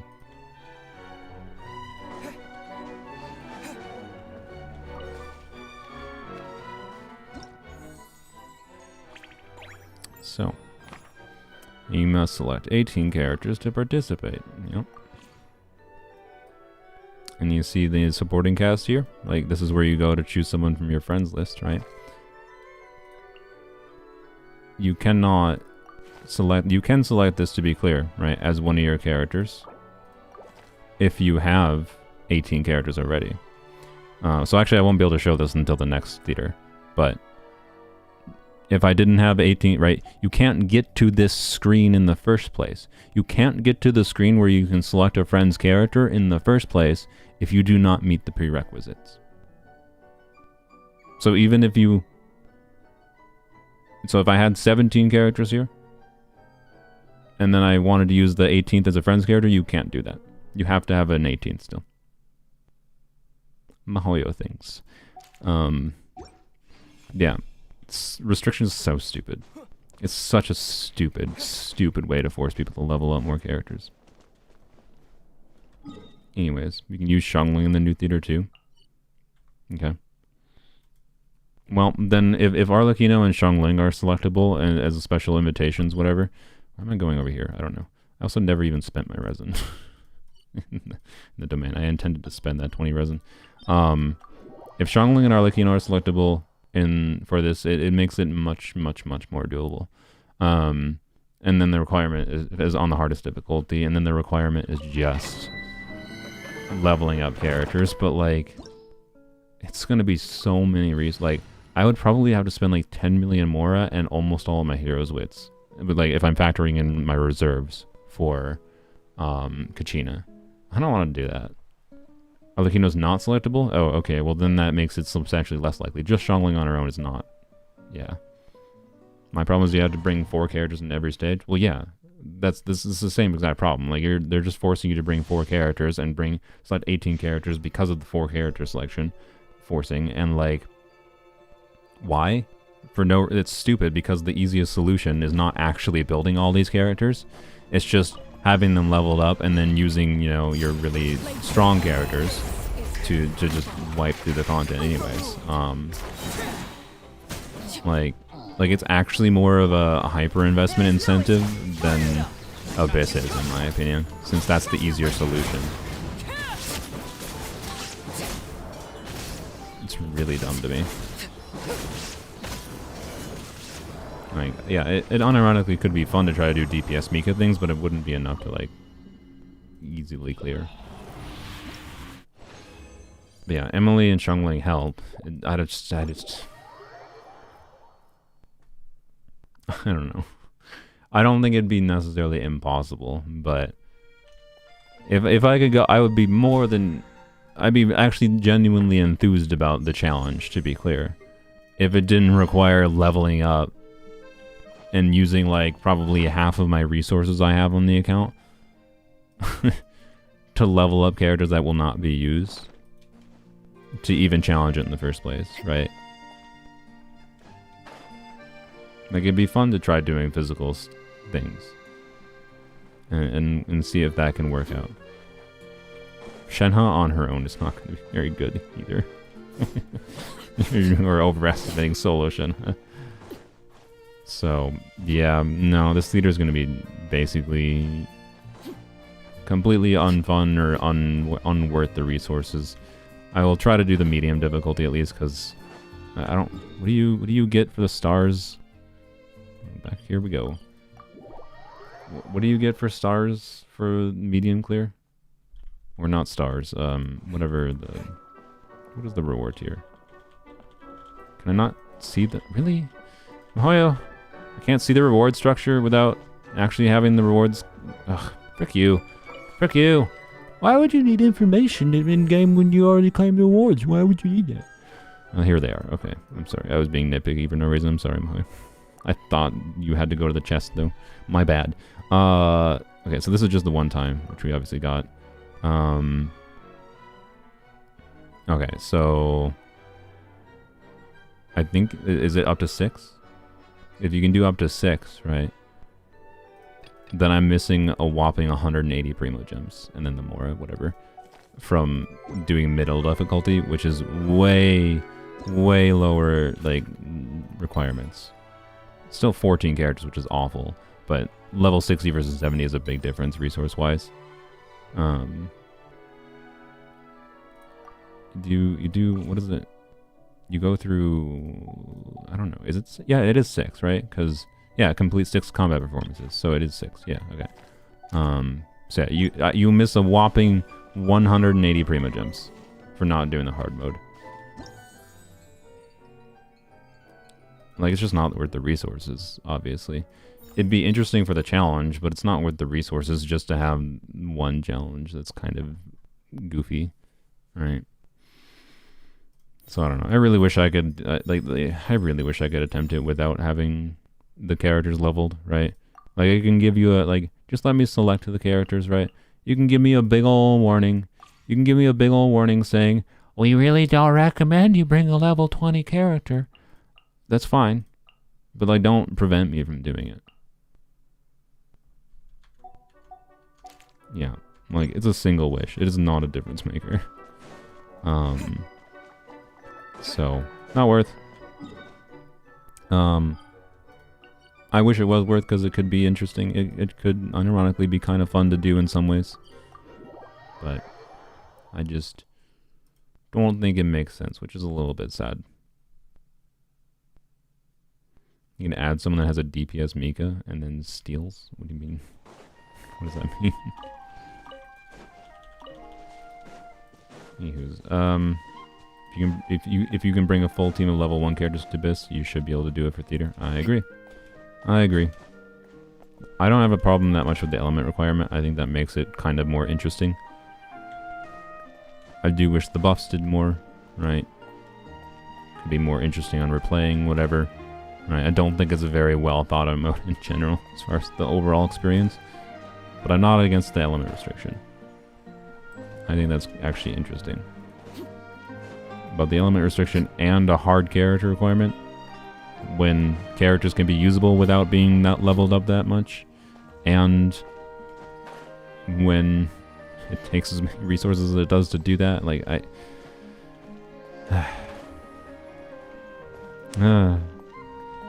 what if you ended up leveling the characters prior to the Animo because it's the second time they're here? I mean, yeah, I'll prioritize Animo. I considered prioritizing Animo before.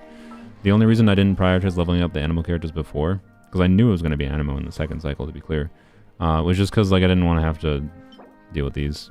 I didn't want to have to farm. I just decided to be lazy and prioritize the things that I just had a bunch of these already, right? So, like, I didn't have to do anything for these characters other than just getting the boss drops, right? It kept it simple. Like, Farazan, I was like, oh, I have to go grab these. Like, so much more of a time investment having to grab all of this crap, right? Yeah. So, I would have done it originally. I originally considered it, but I was just like, man, it's not worth the effort to... It wasn't worth the effort to even have to go and farm all this crap for the Animo characters. So, yeah. I already have Lynette's. Well, that's one. The reason I didn't do Lynette is... The reason I didn't do Lynette was stupider. That's because, like, again, they were all Mondstadt characters. So I was able to very quickly use my Fragile Resin for that video I made, right? And I was just, like, swapping between Electro Hypostasis and Pyro Regisvine. remember it wasn't 4.8, so we didn't have the free cooldown. I couldn't just teleport away, teleport back to the same boss. So I was quickly just going to electrohypostasis, going to pyro, going to electrohypostasis, going to pyro just fine. I picked out those characters because it was simple for me to just go back and forth. And Lynette was like, I did have the materials for the exploration things, but the boss required more walking to or setting down the teleport, or like I set down the teleport waypoint by the pyro just fine too, notably.